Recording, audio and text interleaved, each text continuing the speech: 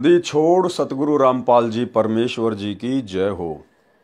परमपिता परमात्मा सारी सृष्टि के रचनहार कुल मालिक असंख्य ब्रह्मांडों के स्वामी जगत गुरु तीनों लोकों में प्रवेश करके सबका पालन पोषण करने वाले राजाधिराज आत्माधार नाथों के नाथ देवों के देव महादेव सर्वेश्वर महेश्वर मृत्युंजय अजरो अमर आदि अनादि सनातनी प्रभु जगत पिता जगदीश्वर श्री श्री 1008 की उपाधि के वास्तविक अधिकारी अकाल मूर्त शब्द स्वरूपी राम वासुदेव सर्वगतम ब्रह्म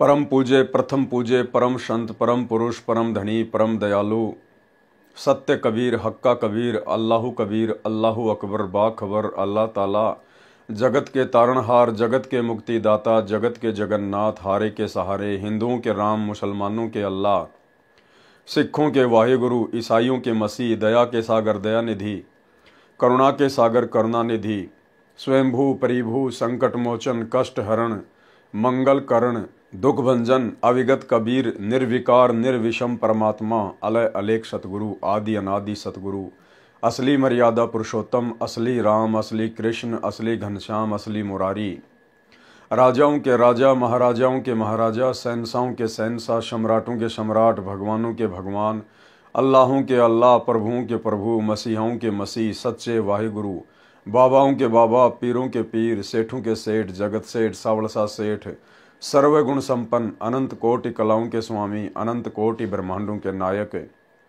योगियों में महायोगी ध्यानियों में महाध्यानी सिद्धों में परम सिद्ध ज्ञानियों में तत्व ज्ञानी ब्रह्म ज्ञानी महाज्ञानी परम ज्ञानी सर्वश्रेष्ठ ज्ञानी विज्ञानी युवा कबीर समरथ कबीर असमवात अमित ओजा सच्चे रहनुमा करीम अल्लाह सुभान अल्लाह दुनिया के अंतिम पैगंबर 8 सितंबर 1951 से गांव धनाना जिला सोनीपत हरियाणा भारतवर्ष की पावन भूमि पे प्रकट रियल कल की भगवान श्री नारायण साकार हरि श्री बाबा साहेब शब्द स्वरूपी राम गरीब निवाज संत श्रोमणी सतगुरु रामपाल जी परमेश्वर जी के चरण कमल में साध संगति से जुड़े हुए देश विदेश से हम सभी सत्सेवक भाई बहनों का अनंत कोटि दंडवत प्रणाम। सत्साई भाई और बहनों, दया पूज्य गुरुदेव भगवान की सारी सृष्टि के मालिक की जिनकी विशेष वीआईपी रजा से कृपा से आप और हम सभी सत्सेवक भाई बहन कबीर सागर के सरलार्थ के माध्यम से जो वीडियो बन रहे हैं उन वीडियो को देख देख कर परमाणु से जो साबित किया जा रहा है कि धरती पर एकमात्र पूर्ण संत पूर्ण गुरु तत्वदर्शी संत पूर्ण ब्रह्म परमेश्वर सतगुरु रामपाल जी ही हैं। इन सब बातों से हमारा जो विश्वास दृढ़ हो रहा है, हम निरंतर भक्ति मार्ग पर आगे बढ़ रहे हैं। भाई और बहनों, 4 युगों से गुरुदेव भगवान कबीर परमेश्वर इसी प्रकार से आत्माओं को दृढ़ करने का प्रयास कर रहे हैं, परंतु सतयुग से लेकर कलयुग की प्रथम पीढ़ी तक कोई भी आत्मा गुरु को परमात्मा मानकर भक्ति नहीं करती है, इतनी दृढ़ नहीं हो पाती है, इसलिए मोक्ष से वंचित रह जाती है। इसलिए अंत में इस कलयुग की बिचली पीढ़ी में मोक्ष के प्राइम टाइम में गुरुदेव भगवान ने हमारी उस कमजोरी को हमसे दूर करना था, इसलिए परमेश्वर ने साध संगतियां शुरू करवाई है कि साध संगति से ही आपसी ज्ञान चर्चा से ही ये पुण्यात्माएं गुरु को परमात्मा के रूप में पहचान कर भक्ति मार्ग पर सफलता प्राप्त कर पाएंगे। इसलिए जो जो भाई बहन साध संगति से जुड़ चुके हैं उन भाई बहनों का ये परम सौभाग्य है कि परमेश्वर ने उनको इस कलयुग की बिचली पीढ़ी में पूर्ण मोक्ष के लिए चुना है और उन चुनिंदा आत्माओं को आगे की जानकारी उपलब्ध करवाने के लिए किस प्रकार से गुरु को परमात्मा मानना है, किस प्रकार से हमने भक्ति मार्ग पर दृढ़ होकर पतिव्रता पद पर निरंतर आगे बढ़ना है, इन समस्त जानकारियों के लिए फिर गुरुदेव ने उन चुनिंदा आत्माओं को साध संगति से जोड़ दिया। इसलिए इस कलयुग की बिचली पीढ़ी में यदि आप साध संगति से जुड़े हुए हैं, पूर्णतया मर्यादा में हैं, गुरु को परमात्मा मानते हैं, ज्ञान को आधार बनाकर भक्ति कर रहे हैं, तो भाई और बहनों, आप निश्चित तौर पर गुरुदेव भगवान के विशेष हंस हैं, उनकी विशेष आत्मा हैं। तो कबीर सागर के सरलार्थ के ऊपर वीडियो बनाने की श्रृंखला जारी है। इस श्रृंखला में आज हमारा ये 28वें नंबर का वीडियो है। और भाइयों और बहनों, हनुमान बोध के सारांश को लेकर वीडियो बन रहा है। पिछले पार्ट में आप और हम सभी भगत भाई बहनों ने जिस प्रकार से हनुमान बोध के सारांश से पढ़ा कि करे करावे साइयां मन में लहर उठा, दादू सिर दर जीव के आप बगल हो जा। इन ब्रह्मा विष्णु महेश की, इन देवी देवताओं की, उनके अवतारों की और पीर पैगंबरों की तो केवल फोकट में महिमा बनी हुई है आध्यात्मिक अज्ञानता के चलते। अन्यथा सारे कार्य इन देवी देवताओं के, इन पीर पैगंबरों के अवतारों के, कबीर परमेश्वर, सबके अल्लाह, सबके मौला, सबके प्रभु सतगुरु रामपाल जी भगवान ही करते हैं, क्योंकि ये सक्षम नहीं है, ये समर्थ नहीं है। समर्थ केवल एक ही शक्ति है, कबीर देव सतगुरु रामपाल जी भगवान। और किस प्रकार से आपने हनुमान बोध के सारांश के पार्ट 1 में पढ़ा, देखा, समझा कि द्रोणागिरी पर्वत को हनुमान जी को सूक्ष्म रूप से शक्ति देकर उनके हाथों पर अपने हाथ रखकर गुरुदेव भगवान ने ही उस पर्वत को उठाया था। गुरुदेव भगवान ही उस पर्वत को श्रीलंका में लेकर गए थे और लक्ष्मण के माध्यम से हनुमान जी के अहंकार को तोड़ने के लिए गुरुदेव भगवान ने ही लक्ष्मण का रूप बनाकर और अपने तीर के अगले हिस्से पर हनुमान जी को और द्रोणागिरी पर्वत को जमीन से 50 फुट ऊपर उठा लिया। सारे काम इस परमेश्वर ने किए और अंत में फिर आपने देखा कि श्री रामचंद्र जी के हाथों पर सूक्ष्म रूप से अपने हाथ रखकर उनकी विशेष प्रार्थना पर रावण की नाभि में तीर भी पूज्य गुरुदेव सतगुरु रामपाल जी परमेश्वर जी ने ही मारा था। क्योंकि जितने भी जीव सृष्टि में हैं, ये सब उस कबीर परमेश्वर सतगुरु रामपाल जी भगवान की ही आत्माएं हैं।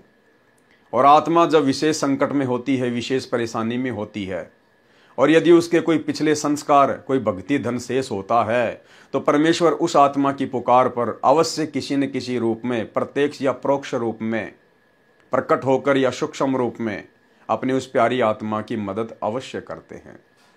तो भाइयों और बहनों, इसीलिए कहते हैं कि करे करावे साइयां मन में लहर उठा, दादू सिर धर जीव के आप बगल हो जा। और ये सारा सब कुछ परमेश्वर क्यों कर रहे हैं? कबीर सागर के सरलार्थ को लिखना, अन्य पुस्तकों को लिखना, अब समय आने पर उन पुस्तकों के ऊपर वीडियो बनवाकर उनके अंदर छुपे हुए गूढ़ रहस्यों को उजागर करवाना क्यों करवा रहे हैं गुरुदेव? क्योंकि अब ये कलयुग की बिचली पीढ़ी है, मोक्ष का प्राइम टाइम है और गुरु को एकमात्र परमेश्वर कबीर देव माने बिना, जुबान से नहीं, अपनी अंतरात्मा से, अपने हृदय से, तब तक हम लोग मोक्ष के पूर्ण अधिकारी नहीं बन सकते। इसलिए परमात्मा हमारी उस कमजोरी को दूर करना चाहते हैं जो कमजोरी हम युगों युगों से दर्शाते हुए आ रहे हैं, गुरु को मानुष मानने वाली कमजोरी। तो यदि आप साथ संगति से जुड़े हुए हैं तो ये आपका परम सौभाग्य है कि आपने अपने गुरु को पूर्ण ब्रह्म परमेश्वर कबीर देव के रूप में अपनी अंतरात्मा से, अपने हृदय से स्वीकार कर लिया है और उनके साथ उसी प्रकार से आप जी व्यवहार कर रहे हैं।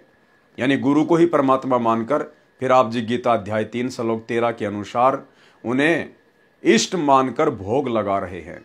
एकमात्र उन्हीं का फोटो, उन्हीं की प्रतिमा आपके घर में, आपके घट में है। एकमात्र उन्हीं को अपना पति मानकर, परमेश्वर मानकर पतिव्रता पद की भक्ति कर रहे हैं। तो ये आप और हमारा परम सौभाग्य है। तो भाई और बहनों, आज हम आगे बढ़ेंगे हनुमान बोध के पार्ट नंबर 2 पर। इसके अंदर भी गुरुदेव भगवान ने बहुत सारे गुप्त रहस्य छुपा रखे हैं, बहुत सारी ऐसी बातें छुपा रखी हैं अध्यात्म को लेकर, जिन बातों का गुरुदेव ने अभी तक सार्वजनिक तौर पर कहीं भी जिक्र नहीं किया है। आप और हमारी तुच्छ बुद्धि को देखते हुए कि यदि समय से पहले मैंने इनको ये गूढ़ जानकारियां बता दी तो ये आत्माएं मेरे ऊपर विश्वास नहीं कर पाएंगी, क्योंकि इनकी बुद्धि अभी उस लेवल की नहीं है कि ये मेरे द्वारा बताई गई अध्यात्म की आगे की बातें समझ सकें। और गुरु के वचन में दोष निकालने का मतलब है भक्ति का सत्यानाश करवाना। इसलिए परमेश्वर ने पिछले 30 वर्षों से हमें सामान्य ज्ञान दिया। परमेश्वर ने हमारी फाउंडेशन भरी, हमारी नींव भरी, और जब नींव भर चुकी है उसके बाद गुरुदेव ने सत्संगति के माध्यम से अब वो रहस्य जो गुरुदेव ने पहले ही लिखकर छोड़ दिए हैं उजागर करवाने शुरू कर दिए हैं। तो आज के वीडियो में भी हमें बहुत सारी जानकारियां मिलेंगी। तो हमने हनुमान बोध के सारांश में यहाँ तक पढ़ लिया था कि श्री रामचंद्र जी ने त्रेता युग में जब उनसे रावण नहीं मारा जा रहा था, उसके बाद उन्होंने अपने अंतरात्मा से अपनी आत्मा के पति अपने परमपिता परमेश्वर को याद किया। यानी श्री राम ने उस असली श्री राम को याद किया। त्रेता युग में पैदा राम ने उस आदि राम को याद किया। जिस आदि राम की पूजा भक्ति, उसके नाम का सुमरण सतयुग में भी होता था, जो सब का राम है। राम राम सब जगत बखाने, आदि राम कोई बिरला ही जाने। रामचंद्र जी ने परमेश्वर को याद किया कि इस राक्षस को मारो, मेरी सहायता करो। हे महादेव, हे देवों के देव, हे महाप्रभु, मेरी सहायता करो। आपकी बेटी सीता महाकष्ट में है। आपके बच्चे 33 करोड़ देवता भी इसी राक्षस ने जेल में डाल रखे हैं। परमेश्वर कबीर जी ने उसी समय गुप्त रूप में रामचंद्र के हाथों पर अपने सूक्ष्म हाथ रखे और तीर रावण की नाभि में मारा, तब रावण मरा। परमेश्वर कबीर जी की प्राप्ति के पश्चात संत गरीबदास जी, गांव छुड़ानी, जिला झज्जर, हरियाणा प्रांत वाले ने परमेश्वर कबीर जी की महिमा बताई है। कबीर जी ने बताया है कि कबीर कहे मेरे हंस को दुख ना दीजिए कोई, संत दुखाए मैं दुखी, मेरा आपा भी दुखी होए।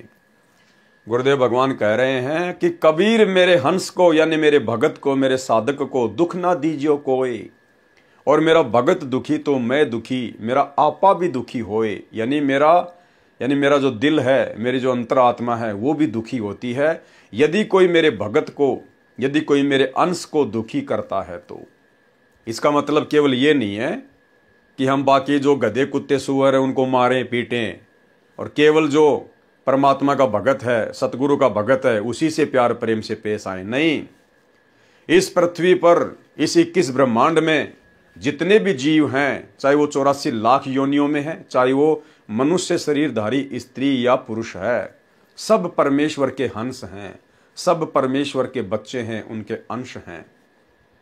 अब जिस प्रकार एक दादाजी होता है, दादाजी का मुख्य अंश होता है उसका बेटा, क्योंकि वो डायरेक्ट उसके बिंद से पैदा होता है। लेकिन उसके बेटे का बेटा, यानी दादा का पोता, उसमें दादाजी का अपने बेटे से भी ज्यादा लगाव होता है, क्योंकि वो भी दादा का ही अंश होता है।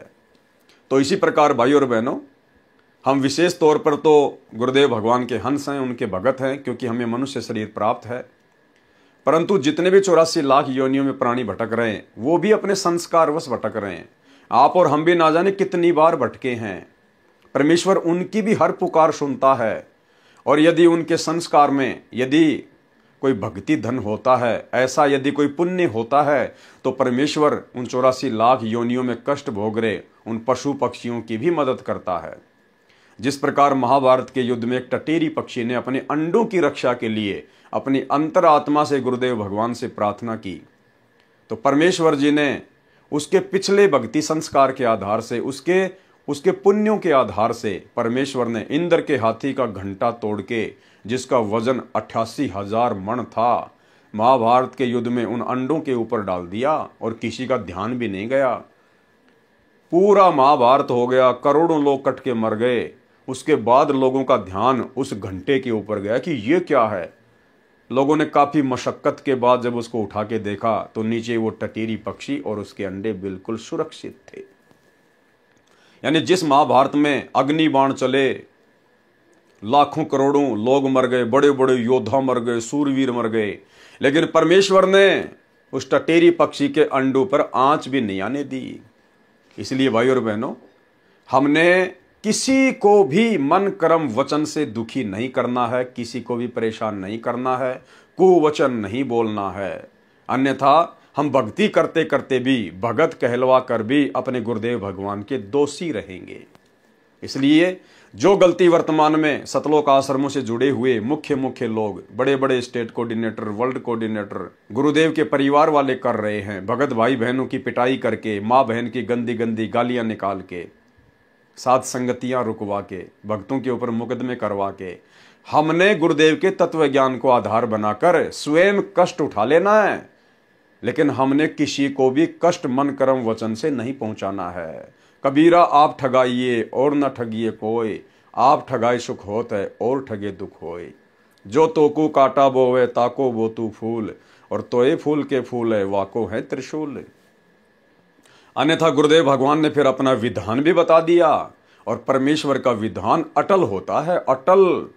परमेश्वर स्वयं भी उसको नहीं तोड़ते।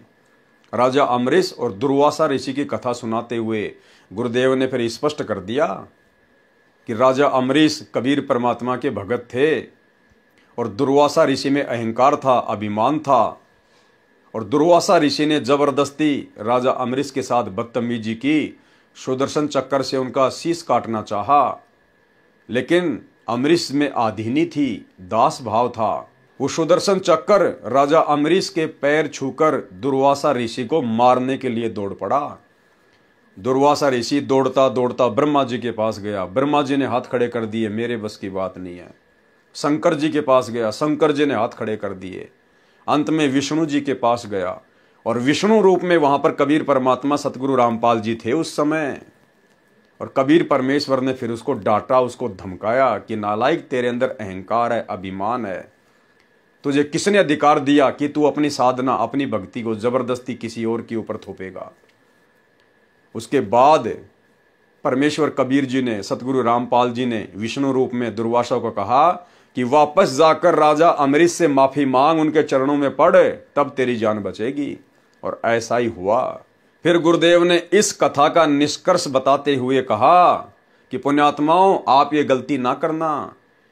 यदि आप वर्तमान में भगत भी आपस में लड़ाई करोगे, झगड़ा करोगे, मान लीजिए आप दो भगत हैं और दोनों ने ही गुरु से उपदेश ले रखा है, और एक भगत कुछ नहीं बोलता और दूसरा भगत उसको नाजायज परेशान करता है, दुखी करता है, तो गुरुदेव ने कहा कि भले ही वो भगत है जो नाजायज परेशान कर रहा है, दुखी कर रहा है, परमेश्वर उस भगत की तो रक्षा करेगा जो सारी परेशानियां झेल रहा है, और जो भगत होने के बाद जबरदस्ती बकवाद कर रहा है, भक्तों के साथ में मारपीट करता है, उसका परमात्मा बक्कल उतारेगा, यानी उसका शीश उतार देगा भगवान समय आने पर। ये कोई भेदभाव नहीं करता, समदृष्टि परमात्मा है। तो भाई, हम सत्सेवकों के साथ में सतलोक आश्रम मैनेजमेंट हरियाणा वालों ने, हमारे गुरु भाइयों ने, गुरुदेव के परिवार ने, इन कोऑर्डिनेटरों ने, वर्ल्ड कोऑर्डिनेटर ने जो बदतमीजियां की हैं, जो गंदगी फैलाई है परमात्मा के मार्ग में, साध संगति में, और साध संगतियां रुकवाकर जिस प्रकार ये भगवान के दोषी बने हैं, भक्तों के ऊपर झूठे मुकदमे करवाए, पुलिस वालों से पिटवाया, इन्होंने खुद पीटा, गालियां निकाली, धमकियों की गिनती नहीं। आने वाले समय में क्या बनेगी, सुनिए गुरुदेव का सत्संग। इसमें एक बहुत बड़ा नियम है प्रभु का कि सबसे ज्यादा हमें अधीन रहना होगा। आप दो भक्त हैं, दोनों ने उपदेश ले रखा है, और तुम आपस में झगड़ा करते हो, और एक भक्त कुछ नहीं कहता, दूसरा उसको नाजायज परेशान करने की चेष्टा करता है, तो परमात्मा उस जो भक्त की रक्षा करेगा। और वो भी बेशक भक्त है जो बेमतलब बकवाद करके दूसरे को तंग कर रहा है भक्त को, तो उसको हानि पहुंचाएगा, जबकि दोनों भक्त ही है। तो भाई और बहनों, इस कथा का हमने सारांश समझ के चलना है। ये अंतिम बार परमात्मा हमें लास्ट चेतावनी दे रहे हैं अपने कर कमल से लिखित इन पुस्तकों के ऊपर वीडियो बनवा कर, कि आप लोगों ने भगत बनना पड़ेगा, भगत दास बनना पड़ेगा। दादा बन के, साहेब बन के तुम यहां से पार नहीं हो सकते। तो हम वो गलती ना करें जो गलती दुर्वासा ऋषि ने की। कबीर कहे मेरे हंस को दुख ना दीजिए कोई, संत दुखाए मैं दुखी मेरा आपा भी दुखी होए। पहुंचूंगा क्षण एक में जन अपने के हेत, 33 कोटि की बंद छुटाई रावण मार्या खेत। जो मेरे संत को दुखी करे वाका खोऊं वंश, और हिरणाकुश उदर विदारिया मैं ही मार्या कंस। राम कृष्ण कबीर के शहजादे भक्ति हेत भय पियादे। लंका का राज्य रावण के छोटे भ्राता विभीषण को दिया गया। विभीषण दास था, उसके अंदर आधीनी थी, विनम्रता थी, और वो कबीर परमेश्वर की शरण में पहले ही आ चुका था। जब त्रेता युग में कबीर परमात्मा सतगुरु रामपाल जी मुनिंद्र ऋषि के रूप में गए हुए थे, तो विभीषण नाम दीक्षा प्राप्त कर चुका था अपनी भाभी मंदोदरी के कहने पर। इसलिए जिस लंका के लिए रावण ने इतने खाड़े किए, इतने पाप कमाए, वो लंका भी अंत में रावण के हाथ से निकल गई और कुत्ते वाली मौत मरा, क्योंकि उसमें आधीनी नहीं थी और अहंकार गुरुदेव को बिल्कुल भी पसंद नहीं है। वो लंका भी परमेश्वर ने विभीषण को दी, वहां का राज्य दिया। लंका का राज्य रावण के छोटे भ्राता विभीषण को दिया। सीता की अग्नि परीक्षा श्री राम ने ली। यदि रावण ने सीता मिलन किया है तो अग्नि में जलकर मर जाएगी। यदि सीता पाक साफ है तो अग्नि में नहीं जलेगी। सीता जी अग्नि में नहीं जली। उपस्थित लाखों व्यक्तियों ने सीता माता की जय बुलाई। सीता सती की पदवी पाई। रावण का वध आसोज मास की शुक्ल पक्ष की 10वीं को हुआ था। 2 शिक्षाएं भाई और बहनों। रावण पर विजय प्राप्त करने के बाद में श्री रामचंद्र जी तो सीता जी को साथ में लिए बिना ही वापस अयोध्या जा रहे थे। ये वाल्मीकि रामायण में गीता प्रेस गोरखपुर से प्रकाशित वाली में साफ साफ लिखा हुआ है। श्री रामचंद्र जी तो अशोक वाटिका में सीता जी से मिलने भी नहीं गए। रावण को मारने के बाद वो तो वापस अयोध्या जा रहे थे। सीता ने दौड़कर हाथ जोड़े कि प्रभु, ये स्वामी, मुझे क्यों छोड़कर जा रहे हो। श्री रामचंद्र जी ने कहा कि आप मेरे लायक नहीं हैं, क्योंकि श्री रामचंद्र जी को, विष्णु अवतार को, अपनी औरत पर विश्वास नहीं था। श्री रामचंद्र जी के मन में दोष था कि अवश्य सीता रावण के संपर्क में आ चुकी है, रावण के साथ में शारीरिक मिलन कर चुकी है। लेकिन सीता ने बहुत मना किया, फिर भी रामचंद्र जी ने उसकी बात नहीं मानी। अंत में जितने भी बड़े बड़े महापुरुष थे, हनुमान जैसे, जामवंत जैसे, सुग्रीव जैसे, अंगद जैसे, उन सब ने श्री रामचंद्र जी से प्रार्थना की कि महाराज ऐसा ना कीजिएगा। जिस देवी के लिए आपने करोड़ों लोग मरवा दिए और अब आप उसको यही छोड़कर जा रहे हो। फिर रावण को मारने का औचित्य क्या था। उसके बाद एक शर्त पर श्री रामचंद्र जी ने सीता को वापस अपने साथ अयोध्या ले चलने के लिए यश की कि मैं इसकी अग्नि परीक्षा लूंगा।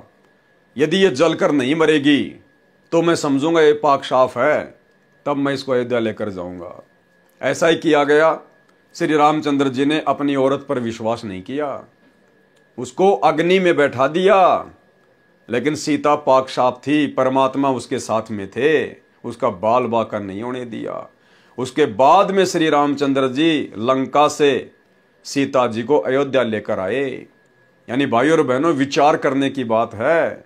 जो लोग आज 10-15 रुपए की मोगरा अगरबत्ती लेकर और 33 करोड़ देवी देवताओं को खुश करने के चक्कर में बैठे हैं, जो लोग श्री राम मंदिर में जाकर 100-50 लाख 2 लाख रुपए दान धर्म देके प्रभु श्री रामचंद्र जी को खुश करने के चक्कर में हैं, उनके नाम के भंडारे करके या अपने घर की छत पर जय श्री राम का बड़ा सा झंडा लगा के उनको खुश करने के चक्कर में हैं, या अपनी गाड़ी के पीछे जय श्री राम या कट्टर सनातनी लिखवा कर श्री रामचंद्र जी को खुश करने के चक्कर में हैं। ये आपकी मां बोल है, अभी आप सपने में हो, सपने में। अरे जिस श्री रामचंद्र जी ने अपने खुद की औरत के ऊपर विश्वास नहीं किया, वो भला तुम्हारे 11 रुपए के प्रसाद बांटने से, घर की छत पर झंडे लगा देने से, या जय श्री राम के, या मुंह में रजनीगंधा भर के जय श्री राम के नारे लगा देने से तुम्हें लगता है वो खुश हो जाएगा। ये शिक्षा लेने की बात है, तुम्हारे खुद के शास्त्रों में लिखा हुआ है। श्री वाल्मीकि रामायण को खोल के देख लेना। तो सोचिए, वो श्री रामचंद्र जी आप और हमारे जैसे कलयुगी लोगों पर, जिनका ना कोई कर्म है ना कोई धर्म है, जिनकी ना कोई किसी प्रकार की कोई मर्यादा है ना कोई भक्ति है, भला आप और हमारे पर वो क्यों विश्वास करेगा और कैसे विश्वास करेगा? आधार क्या है? जब वो अपनी औरत पर विश्वास नहीं कर पाया, उसकी भी अग्नि परीक्षा ली, तो आज तुम तो लाख जन्म में भी अग्नि परीक्षा देने के योग्य नहीं हो। अग्नि के निकट आते भस्म हो जाओगे, इतने पाप कर्मों से भरे हुए हो। तो भाई और बहनों, परमात्मा धरती पर आया हुआ है। वो राम का भी राम, आदि राम, कबीर परमेश्वर, सतगुरु रामपाल जी के रूप में धरती पर प्रकट हैं। समय रहते उनके सत्संग सुनना शुरू कर दो। ये मोबाइल आप लोगों की पॉकेट में उन्हीं की दया दृष्टि से है। ये बुद्धि इंसान को उन्हीं ने बख्शी है। आज से 50 साल पहले मोबाइल का कोई नाम भी नहीं जानता था। पिछले 30 से 40 वर्षों में परमेश्वर ने विज्ञान को शिखर पे चढ़ा दिया, जिस विज्ञान को लाखों साल से कोई जानता भी नहीं था। तो मौका है, समय रहते परमेश्वर की शरण ग्रहण कर लीजिएगा। तो क्या कहा जा रहा है, सीता की अग्नि परीक्षा श्री राम ने ली। यदि रावण ने सीता मिलन किया है तो अग्नि में जलकर मर जाएगी। यदि सीता पाकसाफ है तो अग्नि में नहीं जलेगी। सीता जी अग्नि में नहीं जली। उपस्थित लाखों व्यक्तियों ने सीता माता की जय बुलाई। सीता सती की पदवी पाई। रावण का वध आसोज मास की शुक्ल पक्ष की 10वीं को हुआ था। अब भाई और बहनों, ये कहां लिखा हुआ है, कौन से शास्त्र में लिखा हुआ है, किसने बताई ये डेट, ये महीना, ये तिथि, ये वार, ये किसने बताया? कौन लिख रहे हैं? सतगुरु रामपाल जी। तो कौन हुए सतगुरु रामपाल जी? स्वयं रावण का वध करने वाले कबीर देव वही बता सकते हैं। रावण का वध आसोज मास की शुक्ल पक्ष की 10वीं को हुआ था। रावण वध के 20 दिन बाद 14 वर्ष की वनवास अवधि पूरी करके श्री राम, लक्ष्मण और सीता पुष्पक विमान में बैठकर अयोध्या नगरी में आए। रावण को मारने के बाद भी 20 दिन बचे हुए थे श्री रामचंद्र जी के 14 साल वाले वनवास के पूरा होने में। कौन बता रहे हैं? सतगुरु रामपाल जी। विचार करने की बात है, ये परमेश्वर हैं। ये बायोडाटा आपके किसी भी राम कथावाचक के पास नहीं मिलेगा, रामायण में नहीं मिलेगा। रावण वध के 20 दिन बाद 14 वर्ष की वनवास अवधि पूरी करके श्री राम, लक्ष्मण और सीता पुष्पक विमान में बैठकर अयोध्या नगरी में आए। उस दिन कार्तिक मास की अमावस्या थी। उस काली अमावस्या को गाय के घी के दीप अपने अपने घरों के अंदर तथा ऊपर मंडेरों पर जलाकर श्री राम, सीता तथा लक्ष्मण के आगमन की खुशी मनाई। भरत ने अपने भाई श्री रामचंद्र जी को राज्य लौटा दिया। एक दिन श्री रामचंद्र जी से सीता ने कहा कि मैं युद्ध में लड़ने वाले योद्धाओं को कुछ इनाम देना चाहती हूं। एक दिन सीता जी ने क्या कहा श्री रामचंद्र जी से कि मुझे रावण की कैद से छुड़वाने में जिन जिन योद्धाओं ने अपनी जी जान लगाकर अपनी जान की बाजी लगाई, अपना सहयोग दिया, मैं उनको कुछ इनाम देना चाहती हूं। और भाई और बहनों, यहीं से बात बिगड़ जाएगी। देखना, उस हनुमान जी ने, जिन्होंने अपना सर्वस्व सीता जी को छुड़ाने के लिए श्री रामचंद्र जी के चरणों में सौंप दिया, जिन्होंने अपनी जान की बाजी लगा दी, बढ़ चढ़कर उन्होंने सारे काम किए, उस हनुमान जी की सीता जी ने भरी सभा में किस प्रकार से बेइज्जती की। क्योंकि भाई और बहनों, ये राम, सीता, ये राधे राधे, श्री कृष्ण, 33 करोड़ देवी देवता, ब्रह्मा विष्णु महेश, ये केवल जीव हैं, ये भगवान नहीं हैं जो भगत की श्रद्धा का सम्मान कर सकें, जो भगत के भाव की कदर कर सकें।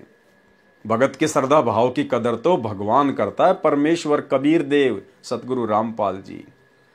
और किस प्रकार से भरी सभा में सबके सामने सीता जी ने श्री हनुमान जी को जानवर कहकर संबोधित किया, जानवर कहकर। यानी ये शिला मिला, ये परिणाम मिला इतने संघर्ष का, इतने समर्पण का श्री हनुमान जी को।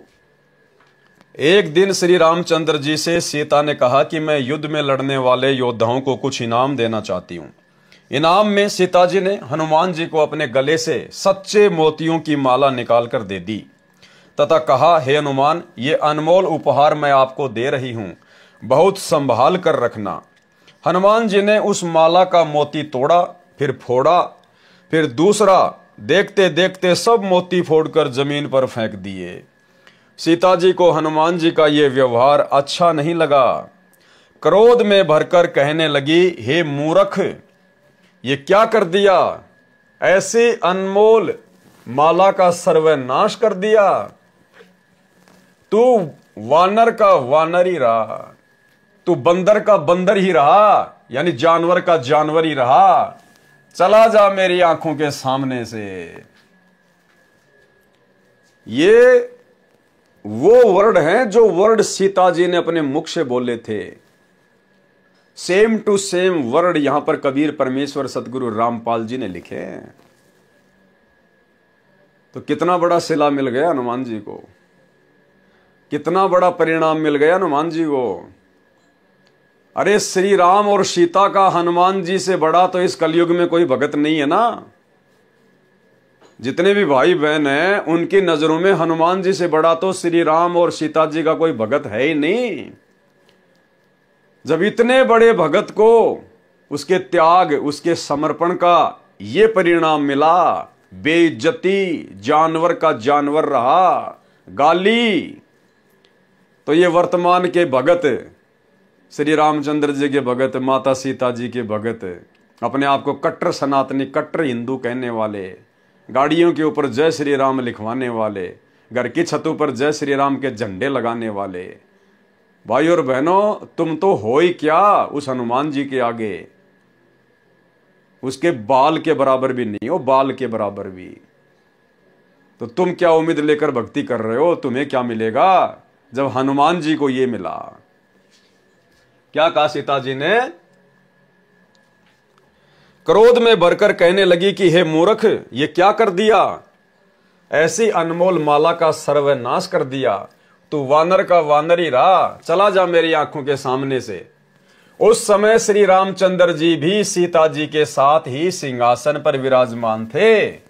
उन्होंने भी हनुमान के इस व्यवहार को अच्छा नहीं माना और चुप रहे। श्री रामचंद्र जी ने मुंह से तो कुछ नहीं बोला, लेकिन जब सीता ये बात कह रही थी तो उनको बड़ा अच्छा लग रहा था कि हां सीते, तूने बिल्कुल सही कहा, ये वानर का वानर ही है। इतनी महंगी माला को तोड़ दिया इसने। भाई और बहनों, श्री हनुमान जी की भक्ति की, उसके त्याग की, उसके समर्पण की श्री रामचंद्र और सीता ने कोई मान मर्यादा नहीं रखी, कोई मान मर्यादा। लेकिन हनुमान अपने आप में भगत था, वो सच्चा सेवक था। और आगे चलकर कबीर परमेश्वर मुनिंद्र ऋषि के रूप में हनुमान जी को मिले, और उसके अंदर जो भगत वाले गुण थे, परमेश्वर ने उन भगत वाले गुणों के आधार से उसे अपनी शरण में लिया। असल परिणाम मुनिंद्र ऋषि जी ने दिया। हनुमान जी की वीरता, उसके दास भाव, उसके त्याग, उसके समर्पण की जो वैल्यू थी, वो कबीर परमेश्वर सतगुरु रामपाल जी ने समझी, और परमेश्वर ने उसको वो अनमोल वस्तु बख्श दी जो अनमोल वस्तु श्री रामचंद्र जी के पास भी नहीं थी। उन्हें 3 लोक की सर्वश्रेष्ठ संपत्ति, उनको अपना नाम दिया, अपना उपदेश दिया, अपना भगत बनाया। गुरु समान दाता नहीं, याचक शिष्य समान, 3 लोक की संपदा, सो गुरु दीनी दान। यानी तीनों लोकों में सबसे महंगी यदि कोई संपत्ति है तो केवल गुरुदेव भगवान का नाम है। वो सबसे अनमोल संपत्ति हनुमान जी को बख्शी। और दूसरी बात भाई और बहनों, ये कथा हमें ये भी शिक्षा देती है कि एक भगत में वास्तव में ऐसे ही लक्षण होने चाहिए, ऐसे ही गुण होने चाहिए। अपने इष्ट देव के अतिरिक्त उसको किसी भी वस्तु में कोई मोह नहीं होना चाहिए। भगत के अंदर मान बड़ाई और अहंकार नहीं होना चाहिए। दिखावे की भावना नहीं होनी चाहिए। नकली संपत्ति में, सोना चांदी में उसकी जरा भी आस्था नहीं होनी चाहिए। मोतियों की महंगी माला, मोती कहां से आते थे पता है?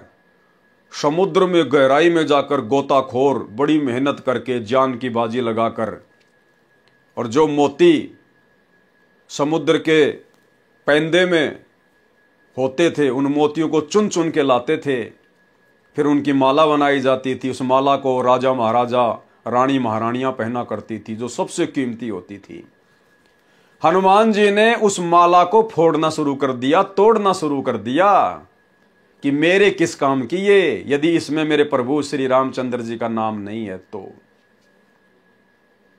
यानी हनुमान जी की नजरों में वो मोतियों की माला, जो मोतियों की माला सीता जी के लिए इतना महत्व रखती थी, जो मोतियों की माला श्री रामचंद्र जी के लिए इतना महत्व रखती थी, जिस मोतियों की माला को वे अपने गले में डालकर रखा करते थे, हनुमान जी ने उनको फोड़ फोड़ के फेंक दिया। ये लक्षण एक भगत में होने चाहिए। जब ज्ञान समझ में आ जाए, गुरु भगवान समझ में आ जाए, और आप और हम साथ संगत वाले भाई बहनों पर यह दया हुई है।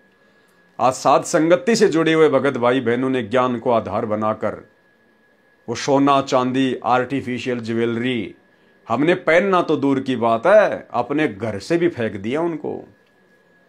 फेंकने का मतलब है हमने सुनार को बेच दिया वो सोना, क्योंकि सोने में काल का प्रवेश है। नकली ज्वेलरी पहनना, सोने चांदी की ज्वेलरी पहनना, ये मान बढ़ाई में आता है, दिखावे में आता है, काल का दाव लगता है, सूक्ष्म चाल है ये काल की। परमेश्वर ने सात संगतियों से जोड़कर उस सोने को घर से बाहर निकलवा दिया। कुछ एक भाई बहन तो ऐसे हैं, उन्होंने दास को फोन किया कि भगत जी मैंने तो मेरे जो सोने चांदी की जो ज्वेलरी थी थोड़ी बहुत, मैंने तो उसको जो है नदी में डाल दिया।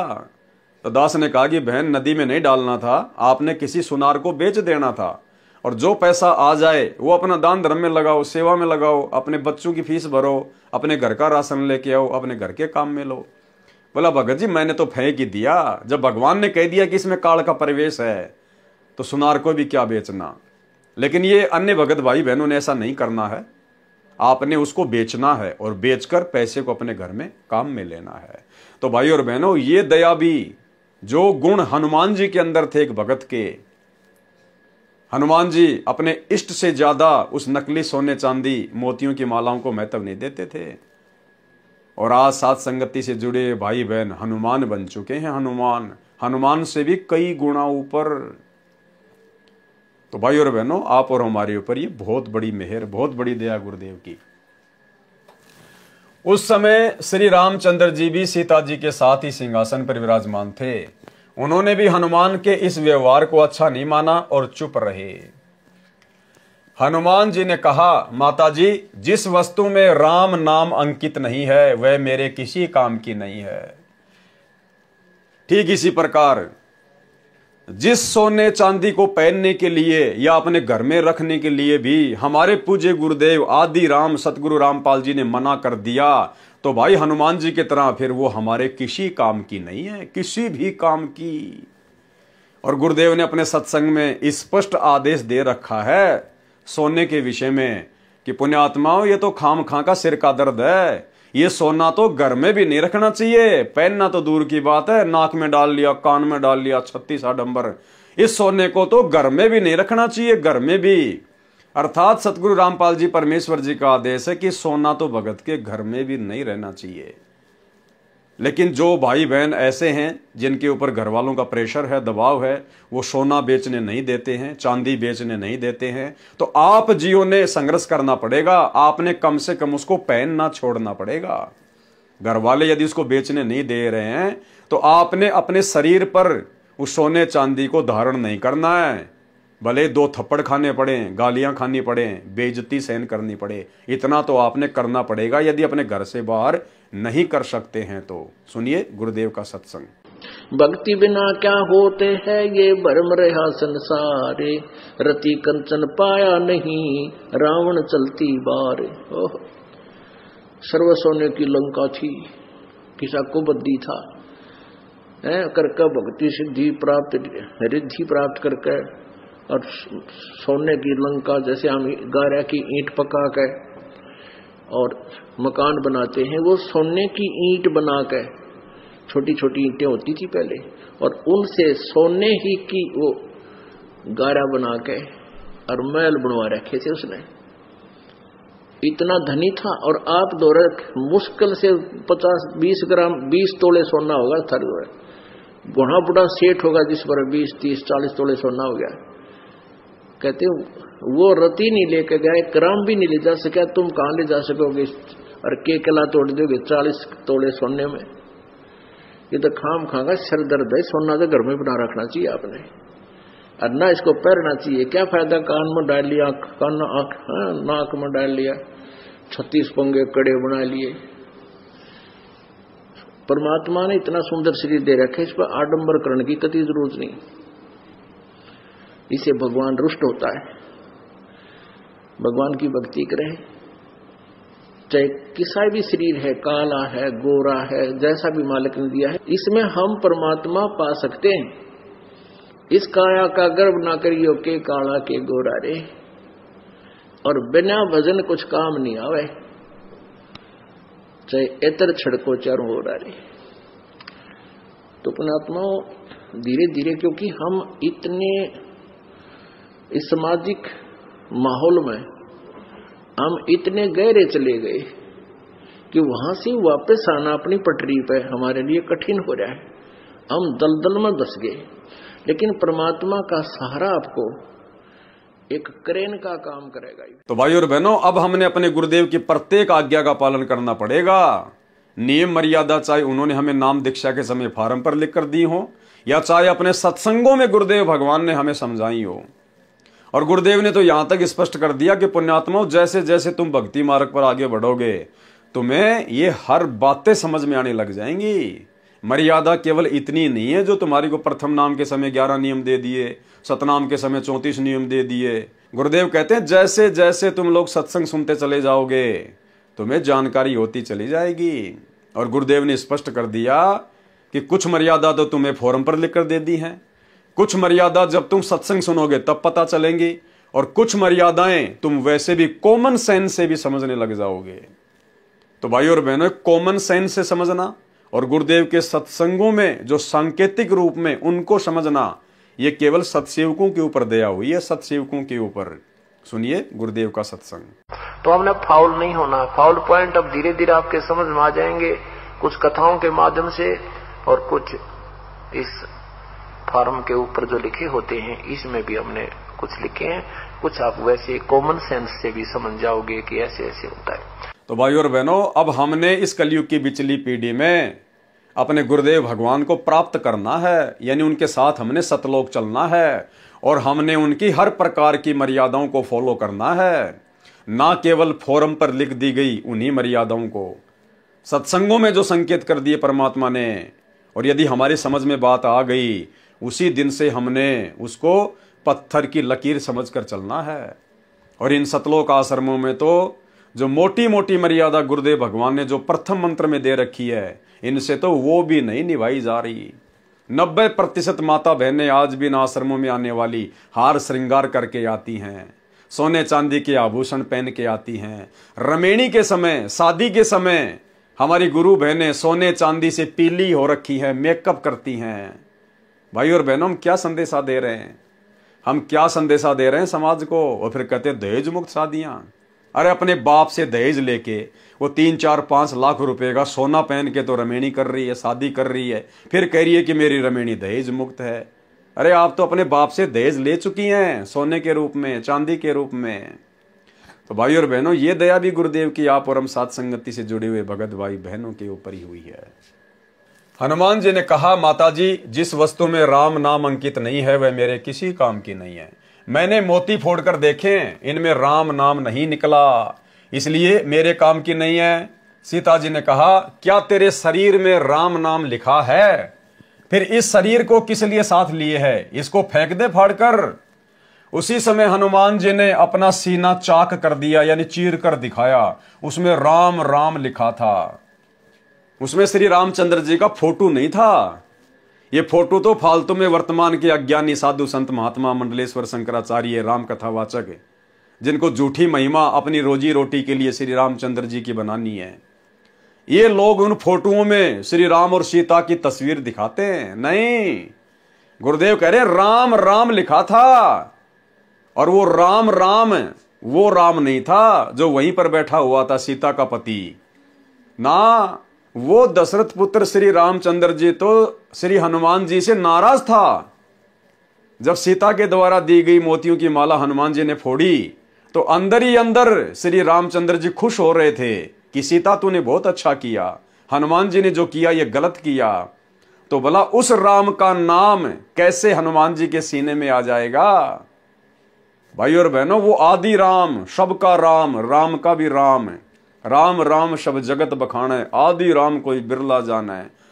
वो उस कबीर परमेश्वर सतगुरु रामपाल जी का शक्ति बोधक नाम है, उनका उपमात्मक नाम है राम। इसलिए वहां पर राम लिखा हुआ आया था, ना कि दशरथ पुत्र का नाम।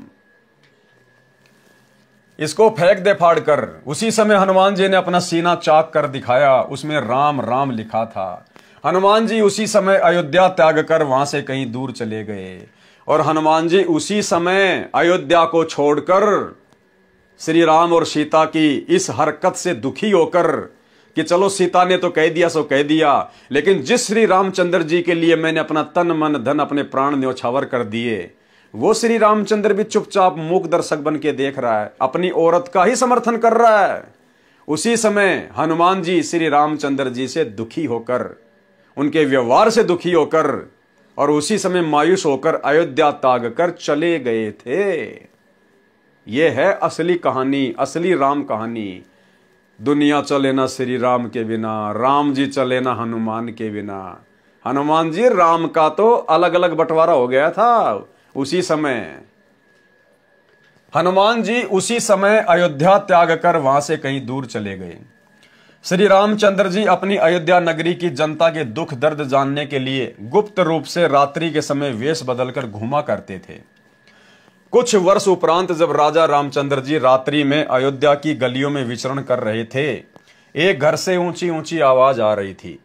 राजा रामचंद्र जी ने निकट जाकर वार्ता सुनी। एक धोबी की पत्नी झगड़ा करके घर से चली गई थी। वह 2-3 दिन अपने बहन के घर रही, फिर लौट आई। धोबी उसकी पिटाई कर रहा था, कह रहा था कि निकल जा मेरे घर से, तू 2 रात बाहर रहकर आई है, मैं तेरे को घर में नहीं रखूंगा, तू कलंकित है। वह कह रही थी, मुझे सौगंध भगवान की, सौगंध है राजा राम की, मैं पाक साफ हूं, आपने मारा तो मैं गुस्से से अपनी बहन के घर गई थी, मैं निर्दोष हूं। तो धोबी ने क्या कहा? धोबी ने कहा कि मैं दशरथ पुत्र रामचंद्र नहीं हूं जो अपनी कलंकित पत्नी को घर ले आया है, जो वर्षों रावण के साथ रही थी। अयोध्या नगरी के सब लोग लुगाई चर्चा कर रहे हैं, क्या जीना है ऐसे व्यक्ति का जिसकी पत्नी अपवित्र हो गई हो। राजा राम ने धोबी के मुख से यह बात सुनी तो कानों में मानो गरम तेल डाल दिया हो। इसको कहते हैं भाई और बहनों लोक लाज। ये लोक लाज भक्ति मार्ग में, परमात्मा की प्राप्ति में, मोक्ष प्राप्ति में सबसे बड़ी बाधा है। श्री रामचंद्र जी को उसी समय अपने मान सम्मान की, अपनी इज्जत की, अपनी कुल मर्यादा की चिंता हो गई कि तेरे विषय में तो अयोध्या की जनता ऐसी ऐसी बातें सोच रही है, तेरा तो जीना ही आराम है। वापस घर पे आ गया और दूसरे ही दिन सीता जी को, जो कि गर्भवती थी, उसको अयोध्या से जंगल में निकाल दिया, सिर्फ इस बात के कारण कि अयोध्या के लोग मेरे बारे में क्या सोच रहे हैं, मेरी तो इज्जत पे बाट लग गया। जबकि श्री रामचंद्र जी सीता जी की अग्नि परीक्षा लेकर लाए थे अयोध्या में, वो पाक साफ थी, उन्होंने अपनी आंखों देख लिया था। उसके बावजूद भी श्री रामचंद्र जी ने अपनी पत्नी की कोई इज्जत नहीं की, उन्हें अपनी पत्नी की कोई फिक्र नहीं रही। और एक धोबी की छोटी सी बात को लेकर और लोक लाज में पड़कर और अपनी पत्नी सीता को अयोध्या से जंगल में धक्के खाने के लिए निकाल दिया। तो विचार करो श्री रामचंद्र जी के पुजारियों, श्री विष्णु जी अर्थात श्री रामचंद्र जी के भक्तों, अरे तुम लगते ही क्या हो श्री रामचंद्र जी के, तुम तो उनके रिश्तेदारों के रिश्तेदार भी नहीं हो। जो अपनी पत्नी को अपनी आंखों से देखने के बाद भी कि ये पाक साफ है, अग्नि परीक्षा में मरी नहीं, जली नहीं, और अपनी धर्म पत्नी को, सीता को, और एक धोबी के कहने से और अयोध्या से बाहर निकाल दिया, उसको त्याग दिया, तो भला वो श्री राम तुम्हें क्यों अपनाएगा, कैसे अपनाएगा? तुम उसके लगते ही क्या हो? ये शिक्षा लेने की बात है, इतिहास से तुम सब जानते हो इस घटना को। इसलिए भाई और बहनों, असली श्री रामचंद्र जी के पैर पकड़ो, असली आदि राम की भक्ति करो, जो वर्तमान में धरती पर संत रामपाल जी के रूप में प्रकट हैं। और एक बार उनकी शरण में आके देखो, तुम्हें यदि हनुमान जी से भी ज्यादा प्यार ना दे तो, मान सम्मान और इज्जत ना दे तो, यदि तुम्हारे कर्मों के कांटे गिन गिन के ना निकाल दे तो, तुम्हें फूल जितनी भी चोट नहीं लगने देगा ये परमात्मा, यदि मर्यादा में रह के इनकी भक्ति पे लगे रहोगे तो। तुमने लाखों साल रामचंद्र की भक्ति की है, एक बार वास्तविक रामचंद्र की भक्ति करके देखो, सतगुरु रामपाल जी की, तुम्हें वो देगा जो लाखों साल से तुम्हारे बुजुर्गों को भी नहीं मिला। राजा राम ने धोबी के मुख से ये बात सुनी तो कानों में मानो गर्म तेल डाल दिया हो। अगले दिन रामचंद्र जी ने सभा बुलाई तथा नगरी में चल रही चर्चा के विषय में बताया और कहा कि यह चर्चा तब बंद हो सकती है जब मैं सीता को घर से निकाल दूंगा। उसी समय सीता जी को सभा में बुलाया गया तथा घर से निकलने का आदेश दे दिया गया। ध्यान रखना भाई और बहनों, हमने शिक्षा लेकर आगे बढ़ना है। ये कथाएं अलग चीज है, कथाओं के माध्यम से हमने शिक्षा लेनी है, इसीलिए परमात्मा वीडियो बनवा रहे हैं।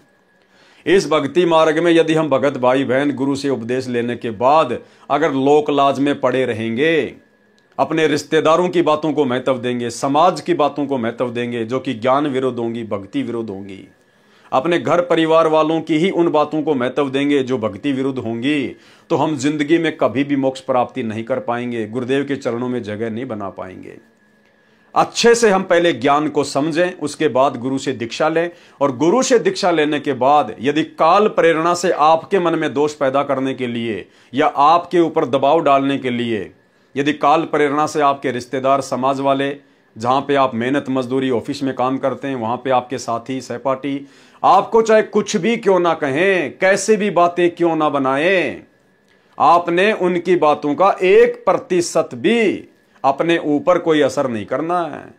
आपने उनकी बातों को महत्व देना ही नहीं है, ध्यान ही नहीं देना आपने, कि भोगते रहेंगे, इनको ज्ञान नहीं है। जो मैं अपने गुरुदेव भगवान के विषय में जानता हूं, ये क्या जाने, ये ना उनका शिष्य है, ना उनके सत्संग सुनता है, ये भला क्या जाने मेरे गुरुदेव के बारे में और भक्ति विधि के बारे में।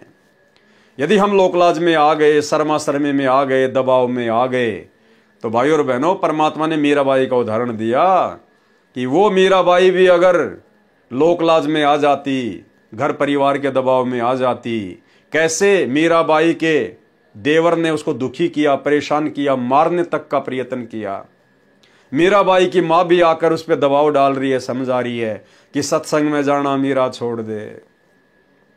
गुरुदेव ने कहा कि वो मीराबाई यदि उस समय लोकलाज में आ जाती, दबाव में आ जाती और भक्ति छोड़ देती, आज कहीं पर वो कुतिया बन के घूम रही होती। आज उस मीराबाई के जैसे 300 मीराबाई मरती हैं। परमात्मा उनकी सार संभाल क्यों नहीं कर रहा? तो गुरुदेव भगवान कहते हैं कि आपने दृढ़ होकर भक्ति करनी है। लोक लाज मर्याद जगत की, तिणके जू तोड़ बगावे, जब कोई राम भगत गति पावे।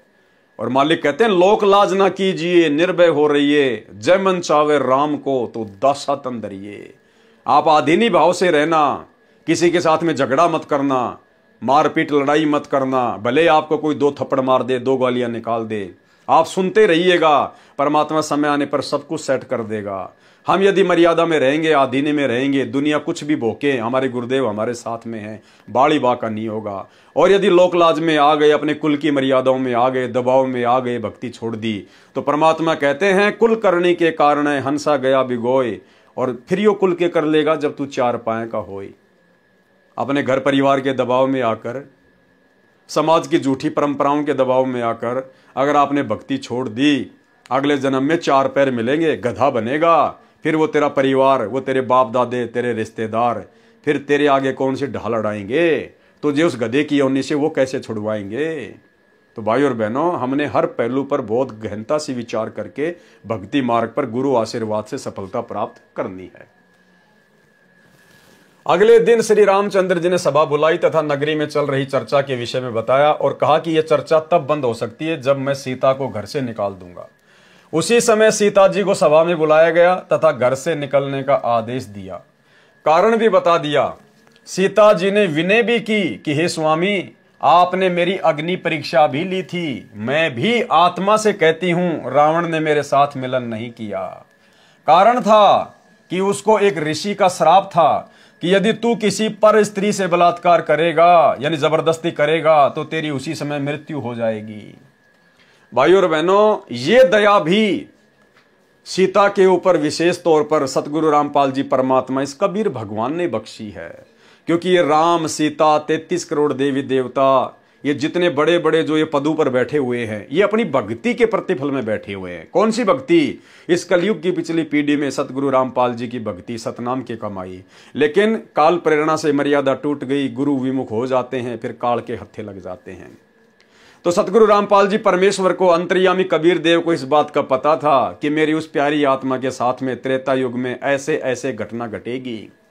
और वो रावण तो राक्षस है, दुष्ट व्यक्ति है, जिसने 33 करोड़ देवी देवताओं को अपने कैद में डाल लिया। दया नाम की चीज नहीं। वो फूल जैसी सीता को भला कैसे छोड़ेगा जब उसको किडनैप करके लेके जाएगा? वो उसके साथ में बलात्कार करेगा, जबरदस्ती करेगा। इसलिए सतगुरु रामपाल जी परमेश्वर जी की प्रेरणा से एक ऋषि के द्वारा पहले ही रावण को श्राप मिल चुका था, अगर तू किसी पर स्त्री के साथ में जबरदस्ती करेगा, बलात्कार करेगा, शारीरिक मिलन करेगा उसकी रजा के बिना, तो भाई तेरी उसी समय मृत्यु हो जाएगी। परमेश्वर ने पहले ही रावण को बांध दिया था, अन्यथा वो रावण तो सीता जी के परकच्छे उड़ा देता।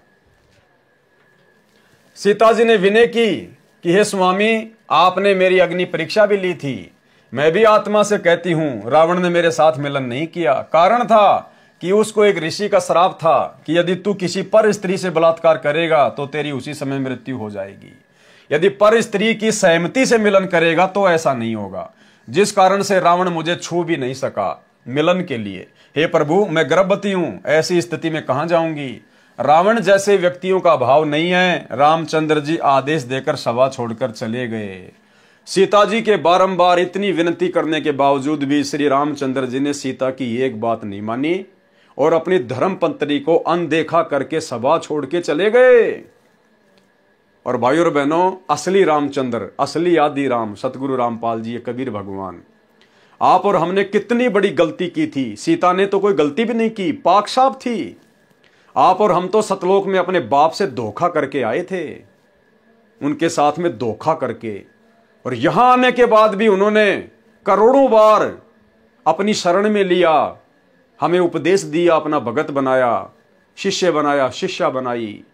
उसके बावजूद भी उन करोड़ों जन्मों में हमने गुरुदेव को ठुकरा दिया, उनकी भक्ति को पूर्ण नहीं किया। उसके बावजूद भी ये परमात्मा आप और हम आत्माओं की पुकार पर एक क्षण में दौड़कर चला आता है कि गोता मारूं स्वर्ग में, जा बैठूं पाताल, और गरीब दास ढूंढता फिरूं अपने हीरे मोतीलाल। पहुंचूंगा क्षण एक में जन अपने के काज, और हिरणा कुश उदर उदारिया, नरसिंह जू धर लूं साज। ये परमेश्वर इतना दयालु, इतना कृपालु, इतना रहम दिल, परम दयालु, दया के सागर।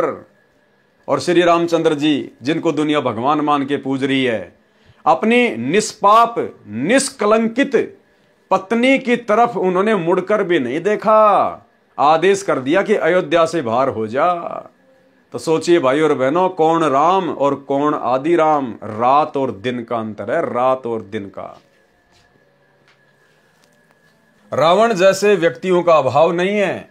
रामचंद्र जी आदेश देकर सभा छोड़कर चले गए और कहते हुए गए कि मैं निंदा का पात्र नहीं बनना चाहता, मेरे कुल को दाग लगेगा। सीता जी को धरती भी पैरों से खिसकती नजर आई, आसमान में अंधेरा छाया दिखाई दिया, संसार में कुछ दिनों का जीवन शेष लगा। सीता अयोध्या छोड़कर चल पड़ी, मुड़ मुड़कर अपने राम को तथा उनके महलों को देखने की कोशिश करती रही, और दूर जंगल में जाकर ऋषि वाल्मीकि जी की कुटिया के निकट थक कर गिर गई, अचेत हो गई। ऋषि वाल्मीकि स्नान करने के लिए आश्रम से निकले, सामने एक युवती गर्भा अवस्था में अचेत पड़ी देखकर निकट गए, अपने आश्रम से औषधि लाए, सीता जी के मुख में डाली। गर्मी का मौसम था, ठंडे जल के छींटे मुख पर मारे। ये आंखों देखी घटना कौन बता सकता है कि जिस समय सीता जी को श्री रामचंद्र जी ने अयोध्या से निष्कासित किया था, उस समय वो गर्मी का महीना था, उस समय गर्मी का महीना था। और ऋषि वाल्मीकि जी की कुटिया के पास जैसे ही वो जाकर गिरी, तो ऋषि जी अपनी कुटिया से दवाई लेकर आए, औषधि लेकर आए। क्या रामायण में लिखा हुआ है? किसी राम कथावाचक ने बताई? ये गुप्त बातें हैं जो केवल परमेश्वर ही बता सकते हैं, आप और हमारे विश्वास को दृढ़ करने के लिए कि जो महापुरुष कबीर सागर के सरलार्थ को लिख रहा है वो स्वयं आदि पुरुष है, अनादि पुरुष है, कबीर परमेश्वर है। ऋषि वाल्मीकि स्नान करने के लिए आश्रम से निकले, सामने एक युवती को गर्भावस्था में अचेत पड़ी देखकर निकट गए, अपने आश्रम से औषधि लाए, सीता जी के मुख में डाली। गर्मी का मौसम था। क्या कह रहे हैं गुरुदेव? गर्मी का मौसम था, ठंडे जल के छींटे मुख पर मारे। उसी समय सीता जी सचेत होकर बैठ गई। ऋषि ने नाम और गांव पूछा तो बताया कि नीचे पृथ्वी है, ऊपर आसमान है। आगे कुछ भी बताने से इनकार कर दिया। ऋषि दयावान होते हैं। कहा, बेटी संसार तो स्वार्थ का है, धन्यवाद कर परमात्मा का, तू मेरे आश्रम में आ गई। यानी ऋषि वाल्मीकि जी की कुटिया के पास जाकर अचेत होकर गिरना, यह भी सीता के ऊपर गुरुदेव सतगुरु रामपाल जी भगवान का एक रहम था, क्योंकि वो परमेश्वर की आत्मा थी, परमेश्वर ने उसको संभाल के रखना था। बेटी मुझे अपना पिता मान और मेरे पास रह। सीता जी ऋषि वाल्मीकि जी के आश्रम में रहने लगी। ऋषि ने भी बात आगे नहीं बढ़ाई। परमेश्वर कबीर जी जो त्रेता युग में ऋषि मुनिंदर जी के रूप में लीला करने आए थे, हनुमान जी से मिले। सतसाहे बोला, हनुमान जी ने राम राम कहा तथा खड़ा होकर ऋषि जी का सत्कार किया तथा एक पत्थर पर स्वयं बैठ गए, दूसरे पर ऋषि को बैठने के लिए आग्रह किया। दोनों ने स्थान ग्रहण कर लिया। हनुमान जी ऋषि जी को पहचानने की कोशिश करने लगे। ऋषि जी ने कहा, क्या सोच रहे हो हनुमान, मैं वही ऋषि हूं। मेरे आश्रम में वानर ने सीता जी का कंगन घड़े में डाला था, उसमें अन्य कंगन भी वैसे ही थे। हे हनुमान, वह कंगन कैसा रहा? हनुमान जी को पहचानते देर नहीं लगी और ऋषि जी को प्रणाम फिर किया। हे ऋषि जी, आपका कैसे आना हुआ? परमेश्वर कबीर जी जो कि उस समय मुनिंदर ऋषि के रूप में थे, उन्होंने कहा, हे पवन पुत्र, मैं आपको भक्ति ज्ञान कराने आया हूं। आप जिस दशरथ पुत्र रामचंद्र की पूजा पूर्ण परमात्मा मानकर कर रहे हो, आप धोखे में हो। जो जन्मता मरता है वह पूर्ण परमात्मा नहीं हो सकता। क्या कह रहे हैं गुरुदेव भाई और बहनों? जो जन्मता मरता है वह पूर्ण परमात्मा नहीं हो सकते। और आज सतलोक आश्रमों से जुड़ी हुई 90% संगत संत रामपाल जी को जन्म और मरण में ही मानती है। संत रामपाल जी को इंद्रो माई की कोख से जन्म लेकर आया हुआ मानती है और प्रतिवर्ष 8 सितंबर को अवतरण दिवस के नाम पर संत रामपाल जी का जन्मदिन मनाती है और परमात्मा मानती है कबीर जी की समझे जाने वाली मुर्दा फोटो को, दाढ़ी मूछ वाली कबीर जी की फोटो को। और यहां क्या कह रहे गुरुदेव भगवान हनुमान जी को समझाते हुए कि हनुमान, जो जन्मता और मरता है वो पूर्ण परमात्मा नहीं होता। और हिसार जेल से आई हुई ऑडियो में गुरुदेव ने स्पष्ट कह दिया कि जो खुद ही जन्म और मरण में है, जो भगवान खुद ही जन्म और मरण में है, वो भला हमारा जन्म मरण का रोग कैसे काट सकता है? सुनिए। इसी प्रकार आत्मज्ञान हो गया कि तू जीव है, भक्ति नहीं करेगा तो पशु बनेगा, मुश्किल से मनुष्य जीवन प्राप्त हुआ, भक्ति कर। और समाधान सही है नहीं तो उस ज्ञान का फायदा क्या? जैसे मुझे बता दिया किसी ने कि तुझे ये रोग है और डॉक्टर ने बता दिया तो मुझे विज्ञान हो गया। जिसने मुझे बताया तुझे ये रोग है, दवाई उसके पास भी नहीं, तो वो ज्ञान होया ना होया बराबर है। ज्ञान हो कि रोग है, समाधान हो ये इसकी औषधि है, बात खत्म। तो अब आत्मज्ञान कि हमारे जन्म और मृत्यु का रोग लगा है, इसको कौन समाप्त कर सकता है? जो स्वयं जन्मते मरते हैं वो भगवान नहीं हो सकते, पर वो हमारा जन्म मृत्यु का रोग समाप्त नहीं कर सकता। जो स्वयं जन्मते मरते हैं वो भगवान नहीं हो सकते, पर वो हमारा जन्म मृत्यु का रोग समाप्त नहीं कर सकता। जो स्वयं जन्मते मरते हैं वो भगवान नहीं हो सकते, पर वो हमारा जन्म मृत्यु का रोग समाप्त नहीं कर सकता। अब पता चला परमात्म ज्ञान का,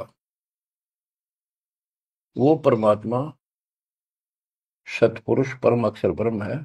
तो भाई और बहनों, इसीलिए कहते हैं ना सतगुरु जननी जने और जाके माना बाप, पिंड भ्रमण से रहित है ना वहां तीनों ताप। यदि वास्तव में कोई सतगुरु होगा वो कभी भी मां के गर्भ से जन्म नहीं लेता, वो जन्म मरण में नहीं आता है।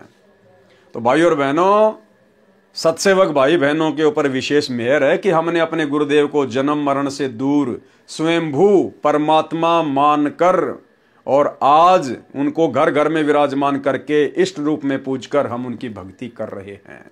तो क्या कहा कबीर परमेश्वर जी ने हनुमान जी से? आप धोखे में हो। जो जन्मता मरता है वह पूर्ण परमात्मा नहीं हो सकता। पूर्ण परमात्मा तो अविनाशी है, अविनाशी। और हम साथ संगति से जुड़े हुए सत्सेवक भाई बहन, अपने गुरुदेव भगवान को अविनाशी मानकर प्रतिवर्ष 8 सितंबर को उनका प्रकट दिवस मनाते हैं। प्रकट दिवस, अविनाशी स्वयंभू परमात्मा मानकर। ना सतगुरु जननी जने जाके माना बाप, पिंड ब्रह्मंड से रहित है ना वाती नु ताप। तो भाई और बहनों, ये सात संगति गुरुदेव भगवान का यथार्थ 13वां कबीर पंथ है। और शतलोक आश्रमों से जुड़कर जो भाई बहन भक्ति साधना कर रहे हैं वो तो 12वें पंथ की टूटी फूटी भक्ति है, 12वें पंथ की। क्योंकि वो लोग दाढ़ी मूंछ वाले कबीर जी को ही अपना भगवान मानते हैं, कबीर मानते हैं, उसी का प्रकट दिवस मनाते हैं। क्योंकि 12 पंथों का भगवान वो नकली दाढ़ी मूंछ वाली कबीर की फोटो है। और 13वें यथार्थ कबीर पंथ का भगवान है सतगुरु रामपाल जी, जिन्होंने सन 1994 में अपने यथार्थ 13वें कबीर पंथ को चलाया। और वो पंथ चलाने वाला स्वयं कबीर परमात्मा ही है, अविनाशी प्रभु है। आप लोग सिर्फ आरती अपनी जुबान से करते हो, दिल से आरती नहीं करते। और ना आप जी आरती के मर्म को समझ पाए हो, केवल सत्सेवकों ने समझा है। आप आश्रमों से जुड़े भाई बहन रोज संध्या आरती करते हो और क्या बोलते हो, अवगुण किए घनेरे फिर भी भले बुरे हम तेरे, दास को जान के निपट नादान मोहे बख्श दियो अविनाशी। किसके आगे हाथ जोड़ के प्रार्थना कर रहे हो गुरुदेव के अंग में? अपने गुरुजी से, सतगुरु रामपाल जी से। और क्या कह रहे हो? मोहे बख्श दियो अविनाशी। अरे तुम रोजाना अपने गुरुदेव को अपनी जुबान से तो अविनाशी कह रहे हो। अविनाशी किसको कहते हैं? जिसका कभी विनाश नहीं होता, जो कभी जन्मता नहीं, जो कभी मरता नहीं, जो स्वयंभू होता है, प्रकट होता है। तो रोजाना तो तुम अपने गुरुदेव को अविनाशी कहते हो, लेकिन आप उनको अविनाशी मानते नहीं हो। अविनाशी तो आप जून के महीने में दाढ़ी मूंछ वाली कबीर जी की मुर्दा फोटो को मानते हो। तो गुरुदेव को यदि किसी ने वास्तव में अविनाशी माना है और अविनाशी मानकर यदि उनकी भक्ति कर रहे हैं तो केवल साध संगति से जुड़े हुए सत्सेवक भाई बहन। जो जन्मता मरता है वह पूर्ण परमात्मा नहीं हो सकता। पूर्ण परमात्मा तो अविनाशी है। हनुमान जी ने कहा, हे ऋषिवर, मैं आपके वचनों से दुखी होता हूं, मेरी भावनाओं को चोट लगती है, आप अन्य विषय पर चर्चा करें। परमेश्वर कबीर जी ने कहा कि यदि कोई व्यक्ति गलत रास्ते जा रहा हो, वह उस रास्ते को ठीक मानकर चल रहा हो जो डाकुओं के डेरे में जा रहा है। यदि कोई सज्जन पुरुष उसको बताए कि जिस रास्ते पर आप जा रहे हो आपकी जान तथा माल को खतरा है, आगे डाकुओं का डेरा है, पहले मारते हैं फिर लूटते हैं, यदि वह व्यक्ति कहे कि आप मेरी भावनाओं को चोटिल कर रहे हो, यह कितना सत्य है। हनुमान जी चुप रहे परंतु मुस्कुराए, मानो कह रहे हो आप सत्य कह रहे हो। हनुमान जी के चेहरे पर शांति का चिन्ह देखकर परमेश्वर ने बताया कि श्री राम जी श्री विष्णु जी के अवतार हैं। पॉइंट पे ध्यान देना भाई और बहनों। जब गुरुदेव भगवान ने हनुमान जी को सच्चाई बताई, एग्जाम्पल दिया, तो हनुमान जी चुप रहे परंतु मुस्कुराए, मानो कह रहे हो कि आप सत्य हो। हनुमान जी हल्के से मुस्कुराए मन ही मन में कि बात तो बिल्कुल सच्ची है महात्मा जी की। तो कौन कह सकता है ये बात? क्या रामायण में लिखा हुआ है? किसी राम कथावाचक ने बताई क्या ये बात? राम कथावाचक तो त्रेता युग में हनुमान जी को ऋषि मुनिंद्र जी ने अपनी शरण में लिया, कहीं कोई जिक्र ही नहीं है, किसी को पता ही नहीं है इस बात का। तो स्वयं वो मुनिंद्र ऋषि वर्तमान में सतगुरु रामपाल जी के रूप में है और वे वही बताएंगे जो उस समय घटना घटित हुई थी। हनुमान जी चुप रहे परंतु मुस्कुराए, मानो कह रहे हो आप सत्य कहते हो। हनुमान जी के चेहरे पर शांति का भाव देखकर परमेश्वर ने बताया कि श्री राम जी श्री विष्णु जी के अवतार हैं। श्री विष्णु जी श्री ब्रह्मा जी तथा श्री शिव जी का पिता काल ब्रह्म है। इसी को ज्योति निरंजन भी कहते हैं। काल को इसकी गलती के कारण श्राप लगा है कि 1 लाख मानव शरीरधारी प्राणियों को प्रतिदिन खाया करेगा, 1.25 लाख प्रतिदिन उत्पन्न किया करेगा, जिस कारण से उसने अपने तीनों पुत्रों को एक एक विभाग का स्वामी बना रखा है। श्री ब्रह्मा जी रजगुण है, जिसके प्रभाव से सभी प्राणी प्रेरित होकर संतान उत्पत्ति करते हैं, जिस कारण से ब्रह्मा को भूल से उत्पत्ति कर्ता मान रखा है। उत्पत्ति कर्ता तो पूर्ण परमात्मा है, कबीर देव सतगुरु रामपाल जी भगवान। काल ने अपने दूसरे पुत्र विष्णु को कर्म अनुसार पालन करने का विभाग दिया है। विष्णु सतगुण है, काल ने तीसरे पुत्र शिव तमगुण को इन 1 लाख मानव शरीरधारी जीवों को मारकर उसके पास भेजने का विभाग दे रखा है।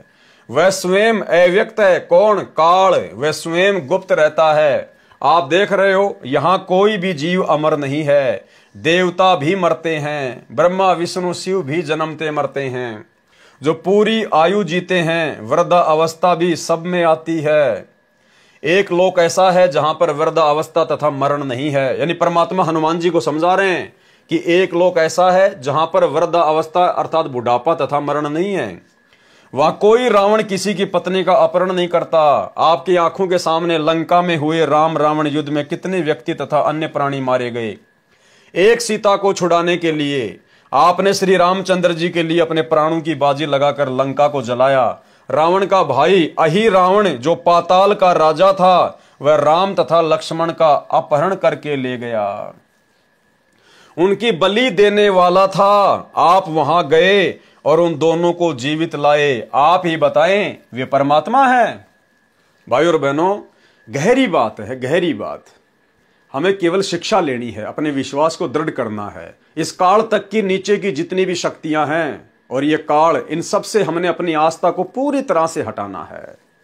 कितनी महत्वपूर्ण बात गुरुदेव ने मुनिंद्र ऋषि के रूप में हनुमान जी को बताई। क्या कहा कि आप जिस श्री रामचंद्र जी को भगवान मान रहे हैं, परमात्मा मान रहे हैं, सर्वश्रेष्ठ मान रहे हैं ना, कहते हैं ध्यान दो इस बात पे। श्री रामचंद्र जी के लिए आपने प्राणों की बाजी लगाकर लंका को जलाया। रावण का भाई अहि रावण जो पाताल का राजा था, वह राम तथा लक्ष्मण का अपहरण करके ले गया।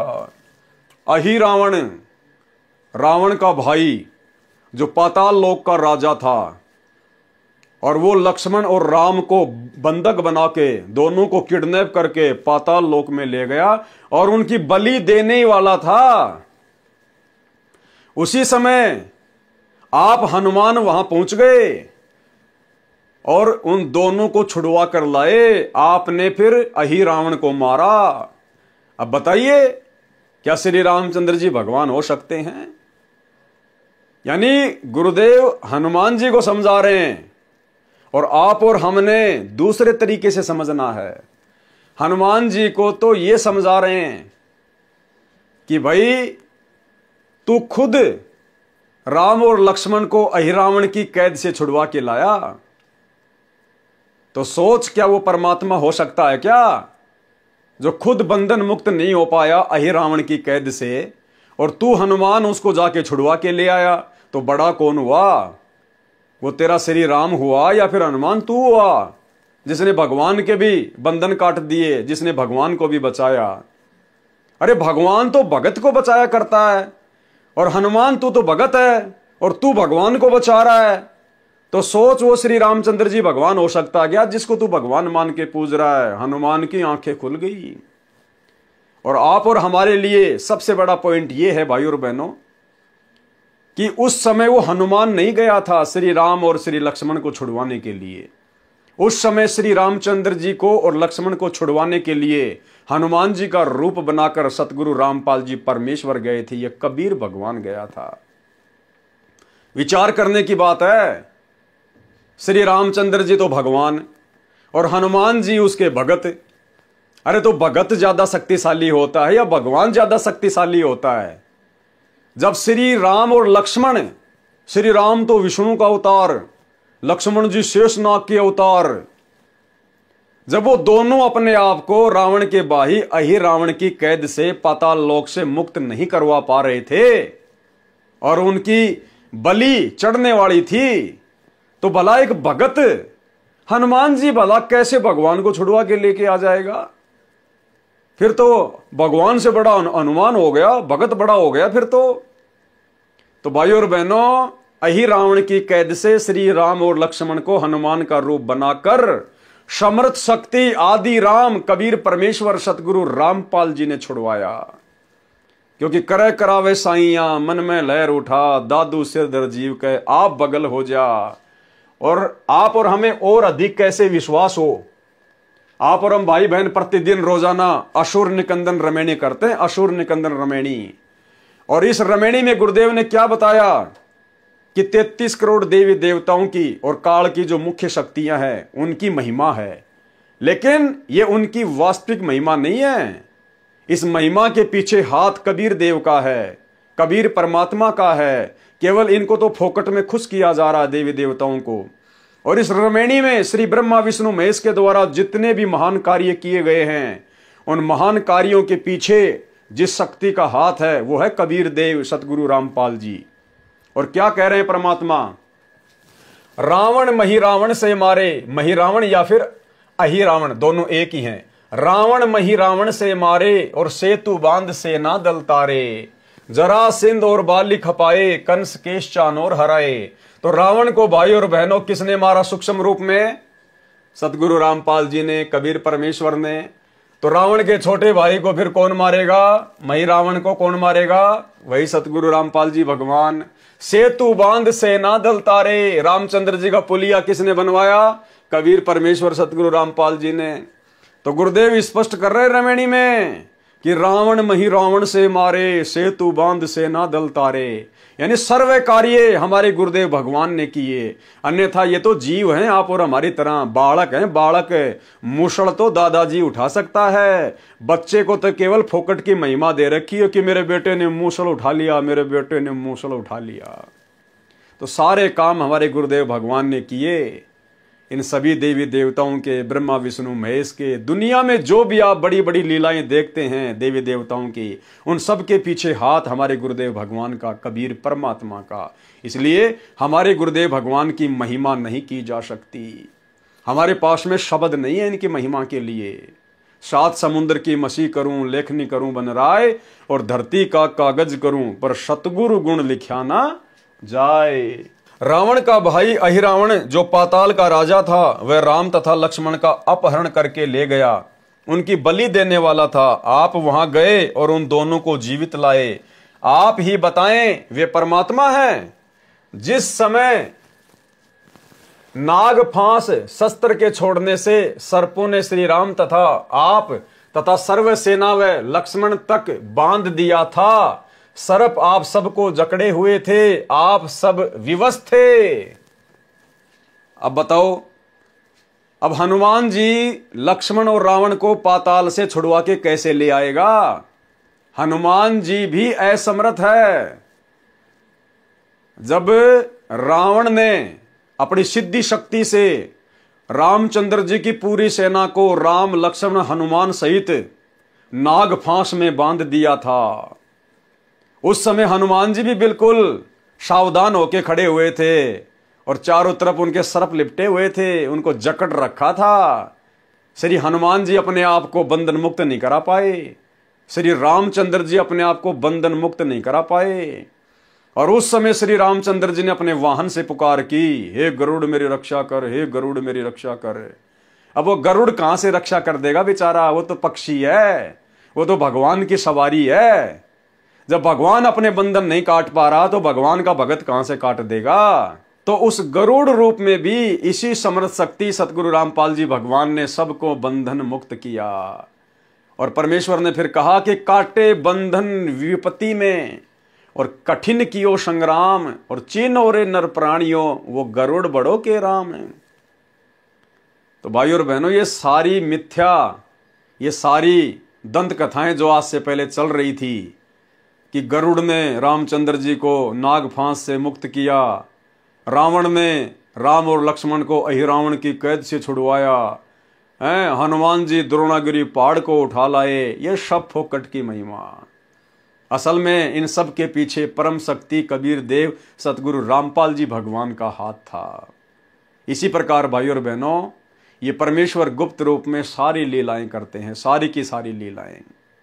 तो बताओ, अहिरावण की कैद से हनुमान जी लक्ष्मण राम को कैसे छुड़वा लेंगे जब वो खुद नाग फांस में जकड़े पड़े थे, अपने आप को नाग फांस से मुक्त नहीं कर पा रहे थे? तो भला पाताल में जाके रामचंद्र जी को कैसे अहिरावण की कैद से हनुमान छुड़वा के ला सकता है? ये सारे काम पूज्य गुरुदेव भगवान ने किए। नाग फांस शस्त्र के छोड़ने से सर्पों ने श्री राम तथा आप कौन? हनुमान तथा सर्व सेना व लक्ष्मण तक बांध दिया था। सर्प आप सबको जकड़े हुए थे, आप सब विवश थे। उस समय में आप सबको रावण की सेना आसानी से काट डालती। उस समय गरुड़ को पुकारा गया, उसने नागों को काटा, आप तथा रामचंद्र बंधन मुक्त हुए। यदि परमात्मा इतना विवश है कि अपना बंधन नहीं काट सका तो पुजारियों का क्या होगा, विचार करो। ठीक इसी प्रकार भाई और बहनों, इस एक लाइन को आधार बनाकर दास फिर से उन तमाम मंद बुद्धि भक्तों को संदेश देना चाहता है जो वर्तमान में अपने गुरुदेव सतगुरु रामपाल जी को मानुष समझ रहे हैं और उनकी जमानत के ठेकेदार बने हुए हैं कि हम गुरुजी की जमानत करवाएंगे, हम गुरुजी की जमानत करवाएंगे। कुछ एक बिहार के, कुछ एक कानपुर के, एक कोई पुस्तक वगैरह निकाल रखी है उन्होंने मुकदमों को लेकर, गुरुजी पर ये मुकदमे लगे, वो मुकदमे लगे। हमने क्या चाटना है उनको? हमें पता है कि इस परमेश्वर के ऊपर दुनिया का कोई मुकदमा काम नहीं करता, अपनी मर्जी से बैठा है, अपने मिशन को पूरा करके आएगा। तो ये लाइन क्या कह रही है? यदि परमात्मा इतना विवश है कि अपना बंधन नहीं काट सका तो पुजारियों का क्या होगा, विचार करो। तो वे जितने भी भाई बहन जो गुरुदेव की जमानत के ठेकेदार है ना, उनको इस लाइन पर ध्यान देना चाहिए कि भाई यदि सतगुरु रामपाल जी परमात्मा नहीं है आप लोगों की नजरों में, और यदि वो बंधन में हैं, हिसार जेल में हैं और अपने आप को मुक्त नहीं करवा पा रहे, अपनी जमानत करवाने में विवश हैं, और तुम लोग जमानत कराओगे तभी हिसार जेल से बाहर आएंगे, तो भाई फिर उनको परमात्मा मानना छोड़ दीजिए, फिर उनको परमात्मा कहना छोड़ दीजिए। फिर ऐसा परमात्मा किसी काम का नहीं जो खुद बंधन मुक्त नहीं हो पा रहा, फिर भला हमें वो परमात्मा काल के बंधन से कैसे मुक्त करवाएगा? और गुरुदेव तो कहते हैं भाई कर ले गुरु वकील मुकदमा भारी है। अरे हम जीवों का मुकदमा धर्मराज के दरबार में चल रहा है, गुरुदेव तो हमें उस मुकदमे से बरी करवाने आए, जन्म मरण के मुकदमे से। और नालायको तुम अपने गुरु को इतना कमजोर, इतना बेबस, इतना लाचार समझ रहे हो कि तुम उनकी जमानत के ठेकेदार बने हो कि हम गुरुजी की जमानत लगाएंगे, हम गुरुजी के लिए प्रयास करेंगे तो गुरुजी बाहर आएंगे। तो ये मूर्खता है, एक भगत होकर सबसे बड़ी मूर्खता। इस मूर्खता को छोड़िए और साध संगति से जुड़कर ज्ञान को आधार बनाकर गुरु को बंधन मुक्त परमेश्वर मानकर भक्ति कीजिए। पता नहीं तुम लोग नित्य नियम भी ढंग से करते हो कि नहीं करते हो। अगर करते तो इतनी बड़ी गलती ना करते गुरु की जमानत के ठेकेदार बनने के, क्योंकि रोजाना नित्य नियम में गुरुदेव हमें क्या संदेशा देते हैं। गरीब ऐसा सतगुरु हम मिल्या, बेपरवाह अबंध, परम हंस पूर्ण पुरुष, रोम रोम रविचंद। हम किसकी महिमा कर रहे हैं नित्य नियम में? अपने गुरुदेव की, सतगुरु रामपाल जी की। और क्या कह रहे हैं अपने गुरुदेव को कि हमें ऐसे समर्थ गुरुदेव भगवान मिल गए आज कलयुग की पिछली पीढ़ी में, जो बेपरवाह अबंध, जिनको किसी की कोई परवाह नहीं है, ना काल की, ना दुर्गा की, ना ब्रह्मा विष्णु महेश की, किसी की नहीं। निर्विकार निर्भय तू ही और सकल भयमान, और सब पर तेरी साहिबी तुझ पे साहिब नाए। तो एक तरफ तो आप अपने गुरु जी को सुबह सुबह कहते हो कि ऐसा सतगुरु हम मिला, बेपरवाह अबंध, अबंध यानी जिसको कोई बांध के नहीं रख सकता, जिसको कोई कैद में नहीं रख सकता, और परम हंस पूर्ण पुरुष, रोम रोम रविचंद।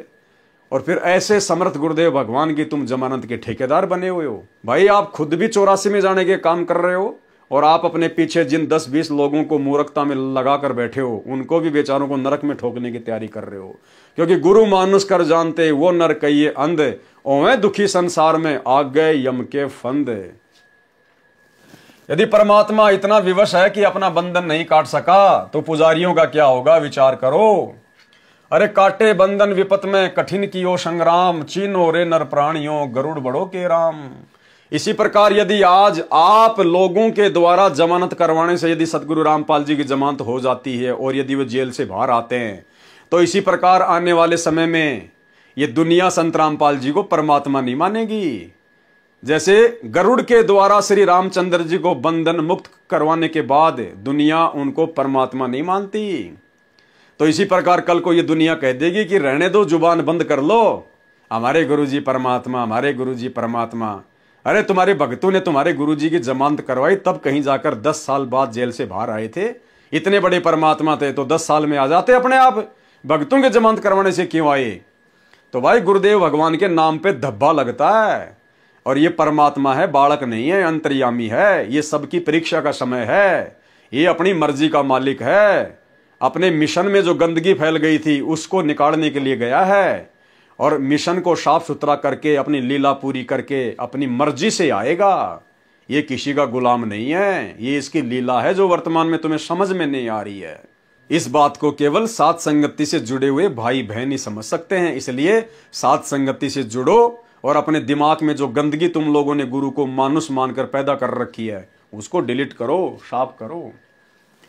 काटे बंधन विपत में कठिन कियो संग्राम, चीनो रे नर प्राणियों गरुड़ बड़ो के राम। हनुमान जी ने कहा, ऋषि जी समुद्र पर पुल बनाना क्या आम आदमी का कार्य है? ये परमात्मा बिना नहीं बनाया जा सकता।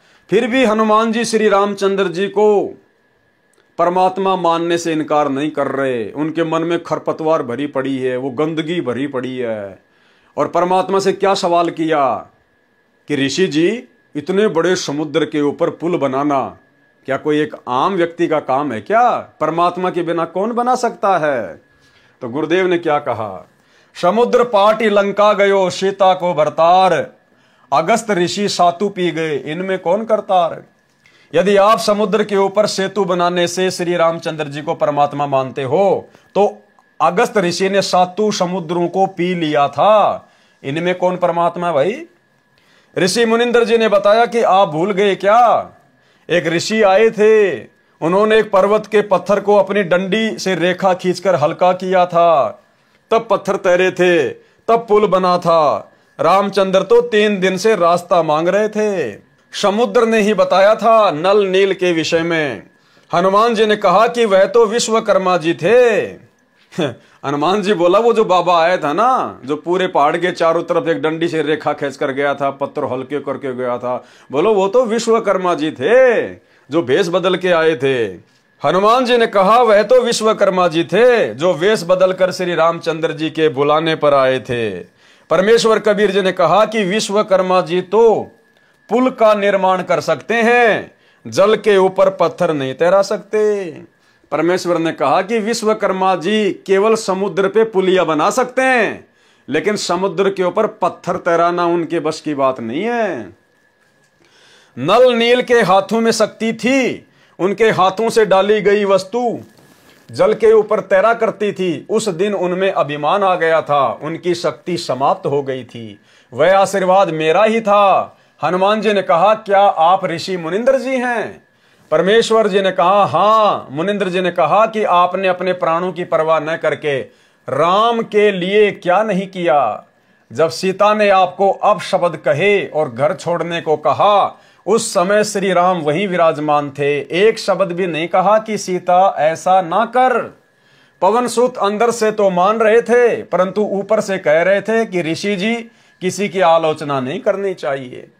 मुनिंदर जी ने कहा कि सत्य कहना आलोचना नहीं होती। यदि श्री रामचंद्र और सीता के अंदर अच्छे इंसान वाले गुण भी होते तो भी आपका आजीवन एहसान मानते और अपने चरणों में रखते।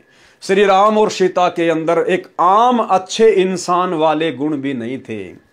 यानी भाई और बहनों, जो गुण आज गुरुदेव ने अपनी शक्ति से, अपनी भक्ति से आप और हम भगत भाई बहनों के अंदर पैदा कर दिए हैं, ऐसे अच्छे गुण श्री राम और सीता में भी नहीं थे। इस भक्ति से परमेश्वर ने मिट्टी को कंचन बना दिया है। यदि श्री रामचंद्र और सीता के अंदर अच्छे इंसान वाले गुण भी होते तो भी आपका आजीवन एहसान मानते और अपने चरणों में रखते। आप तो उनके बिना जीना भी उचित नहीं मानते। और सुनो, आपके साथ जैसा व्यवहार किया उसका फल भी सीता तथा रामचंद्र जी को मिल गया। सीता ने एक भगत को जो अपशब्द कहे थे, सीता ने जो भगत की भावनाओं को ठेस पहुंचाया, उसकी श्रद्धा को ठेस पहुंचाया, गुरुदेव कह रहे हैं कि सीता को भी उसका फल मिल गया। यानी अयोध्या में निकाली गई दर दर की ठोकर। और श्री रामचंद्र जी जो उस समय चुपचाप थे, सभा में बैठकर सत्य को सत्य नहीं कह पाए, वो श्री रामचंद्र भी अंत में सरयू नदी में डूब के मरा, छलांग लगा के। यानी भाई और बहनों, कितनी गहरी बात है। हम भगत भाई बहनों ने किसी की भी श्रद्धा का, हम भाई बहनों ने किसी की भी भावनाओं का मजाक नहीं बनाना चाहिए। हमने किसी को भी अपशब्द नहीं कहने चाहिए, अन्यथा परमेश्वर का विधान है। और रामचंद्र और सीता भी किसी जन्म में गुरुदेव के भगत थे, शिष्य थे। लेकिन जब त्रेता युग में उन्होंने हनुमान जी का अपमान किया, अपशब्द कहे, तो परमेश्वर ने यह नहीं देखा कि ये राम और सीता मेरे भगत थे। परमेश्वर ने उनको भी दंड दिया जैसा उन्होंने वो कर्म किया। तो आप और हमने बहुत सावधानी रखनी है। आधीनी के साथ गर्दन नीची करके, बिना किसी को कुबोल कहे, बिना अपनी जुबान से कोई अपशब्द कहे। क्योंकि परमेश्वर कहते हैं जीव तो वाहे बली जो रटे हरि को नाम, नहीं तो काट कर फेंक दो मुख में भलो ना चाम। हमने सतलोक आश्रम मैनेजमेंट हरियाणा वाले इन कोऑर्डिनेटरों की तरह, गुरुदेव के परिवार वालों की तरह, हमने किसी को भी गाली गलौच नहीं करनी, किसी को भी अपशब्द नहीं कहना है, सत्य को सत्य अवश्य कहना है, लेकिन हमने किसी की निंदा चुगली या किसी की भक्ति और श्रद्धा का मजाक नहीं बनाना है।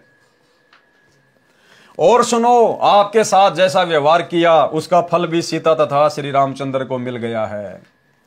कुछ वर्षों के पश्चात सीता जी को श्री राम ने घर से निकाल दिया। उस समय वह गर्भवती थी। यह सुनकर हनुमान जी की आंखों से आंसू निकल आए और ऋषि जी के चरणों में गिर गए, कुछ नहीं बोले। अयोध्या वासियों ने 2 वर्ष दिवाली और दशहरा मनाया था, उसके पश्चात बंद कर दिया था कि जिस देवी के लिए रावण मारा, आज वह फिर कितने रावणों का कष्ट झेलेगी। दीपमाला खुशी का प्रतीक है। जब राजा और रानी भिन्न भिन्न हो गए तो न दिवाली न राजा को अच्छी लगे और न प्रजा को, इसलिए दीपावली का त्योहार उसी समय से बंद हो गया था। जो 2 वर्ष मनाया गया था उसके आधार से भोली जनता ये पर्व मना रही है। अब वर्तमान में ये जितने भी श्री रामचंद्र जी के पुजारी हैं, सीता जी को अपनी माता कहते हैं। अरे तुम्हें अपनी माता जी का दुख दर्द याद है क्या? अपने भगवान का दुख दर्द याद है क्या? उनका जीवन तो नरक के जैसा था उस समय। अगर आप रामायण को पढ़कर देखोगे तो कभी ठंडा पानी ना श्री राम ने पिया, ना कभी सीता जी ने पिया। जब श्री रामचंद्र जी का राज्य अभिषेक का समय आया तो 14 साल का वनवास, जंगल में दर दर की ठोकर खाई, धक्के खाए, दुख उठाए। सीता को रावण ले गया।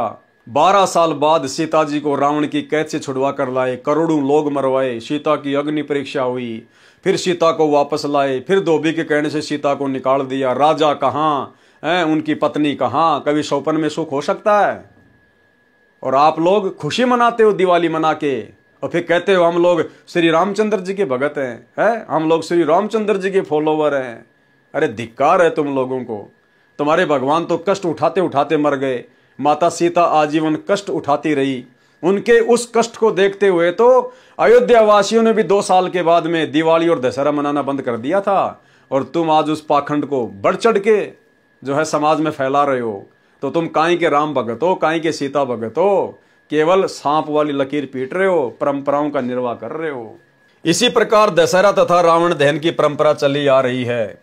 यदि किसी के घर पर किसी जवान की मृत्यु हो जाती है तो वह परिवार तथा रिश्तेदार कोई त्योहार नहीं मनाते। हनुमान जी ने कहा प्रभु परमेश्वर की चर्चा करो। अब हनुमान जी का धीरे धीरे भक्ति भाव में जागृति उठने लगी सच्चाई से परिचित होने के बाद, और कहा कि हे प्रभु परमेश्वर की चर्चा करो। हनुमान जी ने कहा प्रभु परमेश्वर की चर्चा करो। कबीर परमेश्वर जी ने सृष्टि रचना सुनाई। सत्य कथा सुनकर हनुमान जी गदगद हो गए। सतलोक देखने की प्रार्थना की। परमेश्वर आकाश में उड़ गए। हनुमान जी देख रहे थे। कुछ देर अंतर ध्यान हो गए। हनुमान जी चिंतित हो गए कि अब ये ऋषि कैसे मिलेंगे। इतने में आकाश में विशेष प्रकाश दिखाई दिया। हनुमान जी को दिव्य दृष्टि देकर सतलोक दिखाया। ऋषि मुनिंद्र जी सिंहासन पर बैठे दिखाई दिए। उनके शरीर का प्रकाश अत्यधिक था। सिर पर मुकुट तथा राजाओं की तरह छत्र था। कुछ देर वह दृश्य दिखाकर दिव्य दृष्टि समाप्त कर दी। मुनिंद्र जी नीचे आए। हनुमान जी को विश्वास हुआ कि ये परमेश्वर है, सत्यलोक सुख का स्थान है। परमेश्वर कबीर जी से दीक्षा ली, अपना जीवन धन्य किया, मुक्ति के अधिकारी हुए। हनुमान जी मुक्ति के अधिकारी हुए, मुक्त नहीं हुए। इसलिए आप सभी भाई बहनों को दास बार बार कहता है कि वर्तमान में ये जो 4 युग का इतिहास है, सतयुग से लेकर वर्तमान तक का समय, इसमें कोई भी आत्मा पार नहीं हो पाई है। पार होने का समय तो ये कलयुग की बिचली पीढ़ी है, वर्तमान समय है। अब परमेश्वर उन सभी आत्माओं को दोबारा से जन्म देगा जिन आत्माओं को गुरुदेव ने सतयुग त्रेता द्वापर में अपनी शरण में लिया था। परमेश्वर कबीर जी से दीक्षा ली, अपना जीवन धन्य किया, मुक्ति के अधिकारी हुए। इस प्रकार पवित्र आत्मा परमार्थी स्वभाव हनुमान जी को परमेश्वर कबीर जी ने अपनी शरण में लिया। परमार्थी आत्मा को संसार तथा काल के स्वामी भले ही परोपकार का फल नहीं देते, परंतु परमेश्वर ऐसी आत्माओं को शरण में अवश्य लेते हैं, क्योंकि ऐसी आत्मा ही परम भगत बनकर भक्ति करते हैं और मोक्ष प्राप्त करते हैं। सांसारिक व्यक्ति जो परमार्थी को धोखा देते हैं वे आजीवन कष्टमय जीवन व्यतीत करते हैं। श्री रामचंद्र जी को अंत समय में अपने ही पुत्रों लव तथा कुश से पराजय का मुंह देखना पड़ा। सीता जी ने उनके दर्शन करना भी उचित नहीं समझा। बताओ, आप लोग अयोध्या में राम लला के दर्शन करने जाते हो और रामायण को आप कभी पढ़ते नहीं। सीता को जब अयोध्या से निकाल दिया गया था, उन्होंने श्री रामचंद्र जी का मुंह देखना भी अच्छा नहीं समझा। मुंह देखना भी, इतनी नफरत हो गई थी उनको श्री रामचंद्र जी से कि इसके अंदर तो एक आम सांसारी व्यक्ति की तरह अच्छे लक्षण भी नहीं है। तो भाई और बहनों, आज आप लोग उनके दर्शन करने के लिए अयोध्या जा रहे हो, अपना कीमती समय और धन बर्बाद कर रहे हो। इतिहास से शिक्षा लेनी चाहिए। श्री रामचंद्र जी को अंत समय में अपने ही पुत्रों लव तथा कुश से पराजय यानी हार का मुंह देखना पड़ा। सीता जी ने उनके दर्शन करना भी उचित नहीं समझा। देखते देखते पृथ्वी में समा गई। इस गलानी से श्री रामचंद्र जी ने अयोध्या के पास बह रही सरयू नदी में छलांग लगाकर अपनी जीवन लीला जल समाधि लेकर समाप्त कर दी। ना पत्नी रही, ना बच्चे रहे, पूरी अयोध्या में थूथू हो रही है। दुर्वासा ऋषि के कारण अपने भाई लक्ष्मण को मृत्यु दंड की सजा देनी पड़ी श्री रामचंद्र जी ने। इन सब बातों से दुखी होकर अंदर ही अंदर श्री रामचंद्र जी ने सरयू नदी में छलांग मार के आत्महत्या की। डूब के मरे। देसी भाषा में कहते हैं डूब के मरना और संत भाषा में कहते हैं समाधि लेना। यह है श्री रामचंद्र जी की अंतिम उपलब्धि। अरे जो श्री रामचंद्र जी वेदों के अनुसार साधना करते थे, उनकी भी अंत में यह दुर्गति हुई। सरयू नदी में डूब के मरना पड़ा, आत्महत्या करनी पड़ी। और आप लोग दशरथ पुत्र श्री रामचंद्र जी को ही भगवान मान के राम राम राम राम जय श्री राम, आप लोगों की कैसे मुक्ति होगी? कैसे हो रही है वर्तमान में? रोडों के ऊपर कुत्ते वाली मौत हो रही है। खरबूजे की तरह फूट फूट के लोग मर रहे हैं। जिनकी गाड़ियों के पीछे जय श्री राम लिखा होता है, एक्सीडेंट में उनका चकनाचूर निकला हुआ मिलता है रोड पे। तो भाई, असली राम को पहचानो, असली आदि राम को पहचानो। मृत्यु होगी तो भी परमात्मा टाल देगा, भगत के नजदीक नहीं आएगी। उसको कहते हैं श्री राम। वो श्री राम कबीर देव सतगुरु रामपाल जी है। सत्संग सुनकर पहचानिए। श्री रामचंद्र जी ने अयोध्या के पास बह रही सरयू नदी में छलांग लगाकर अपनी जीवन लीला जल समाधि लेकर समाप्त की। परमार्थी हनुमान जी को निस्वार्थ दुखियों की सहायता करने का फल मिला। परमात्मा स्वयं आए, मोक्ष मार्ग बताया, जीव का कल्याण हुआ। हनुमान जी फिर मानव जीवन प्राप्त करेंगे तथा परमेश्वर कबीर जी उनको शरण में लेकर मुक्त करेंगे। उस आत्मा में सत्य भक्ति बीज डल चुका है। अब क्या होगा? हनुमान जी का तो फिर से मनुष्य जन्म होगा। हो सकता है परमात्मा इस कलयुग की बिचली पीढ़ी में दया कर दें या फिर कर दी हो। वो हनुमान, जिस हनुमान को भगवान मान के दुनिया पूज रही है, वो हनुमान जी वर्तमान में सतगुरु रामपाल जी को, अगर इस समय गुरु जी उनको जन्म देंगे तो संत रामपाल जी को भगवान मान के पूजेगा। और आप लोग अपनी अज्ञानता में, आध्यात्मिक नादानी में, शास्त्रों की नासमझी में उस हनुमान जी को ही भगवान मान के पूज रहे हो। अरे हनुमान जी की तो वैसे भी पूजा नहीं करनी चाहिए, क्योंकि वो तो एक भगत था।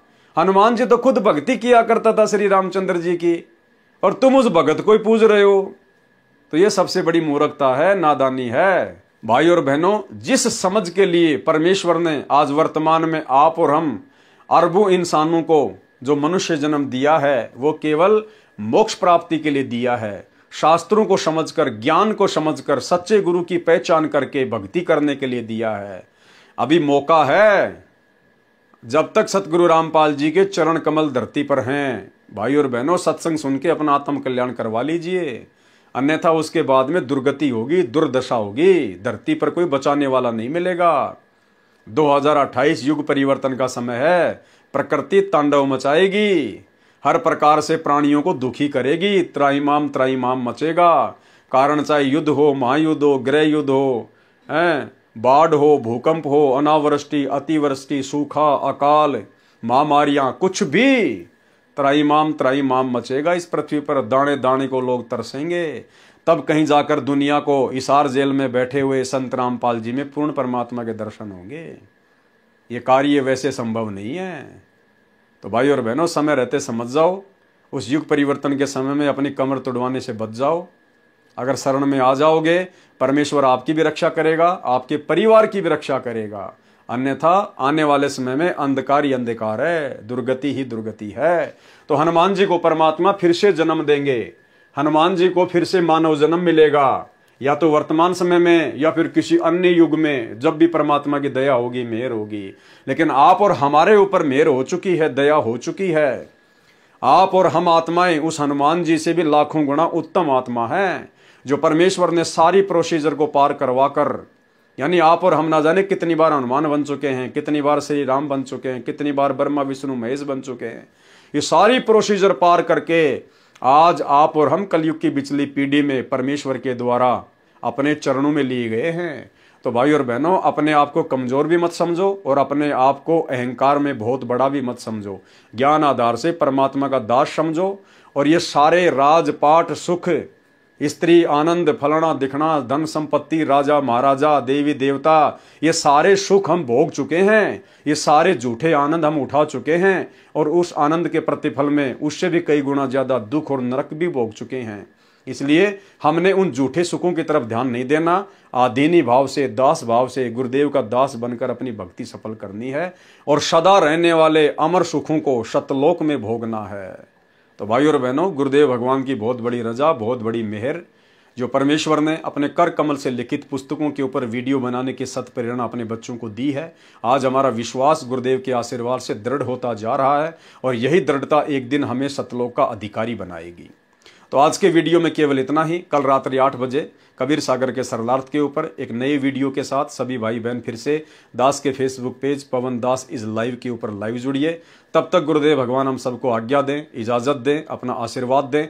बंदी छोड़ सतगुरु रामपाल जी भगवान की जय हो।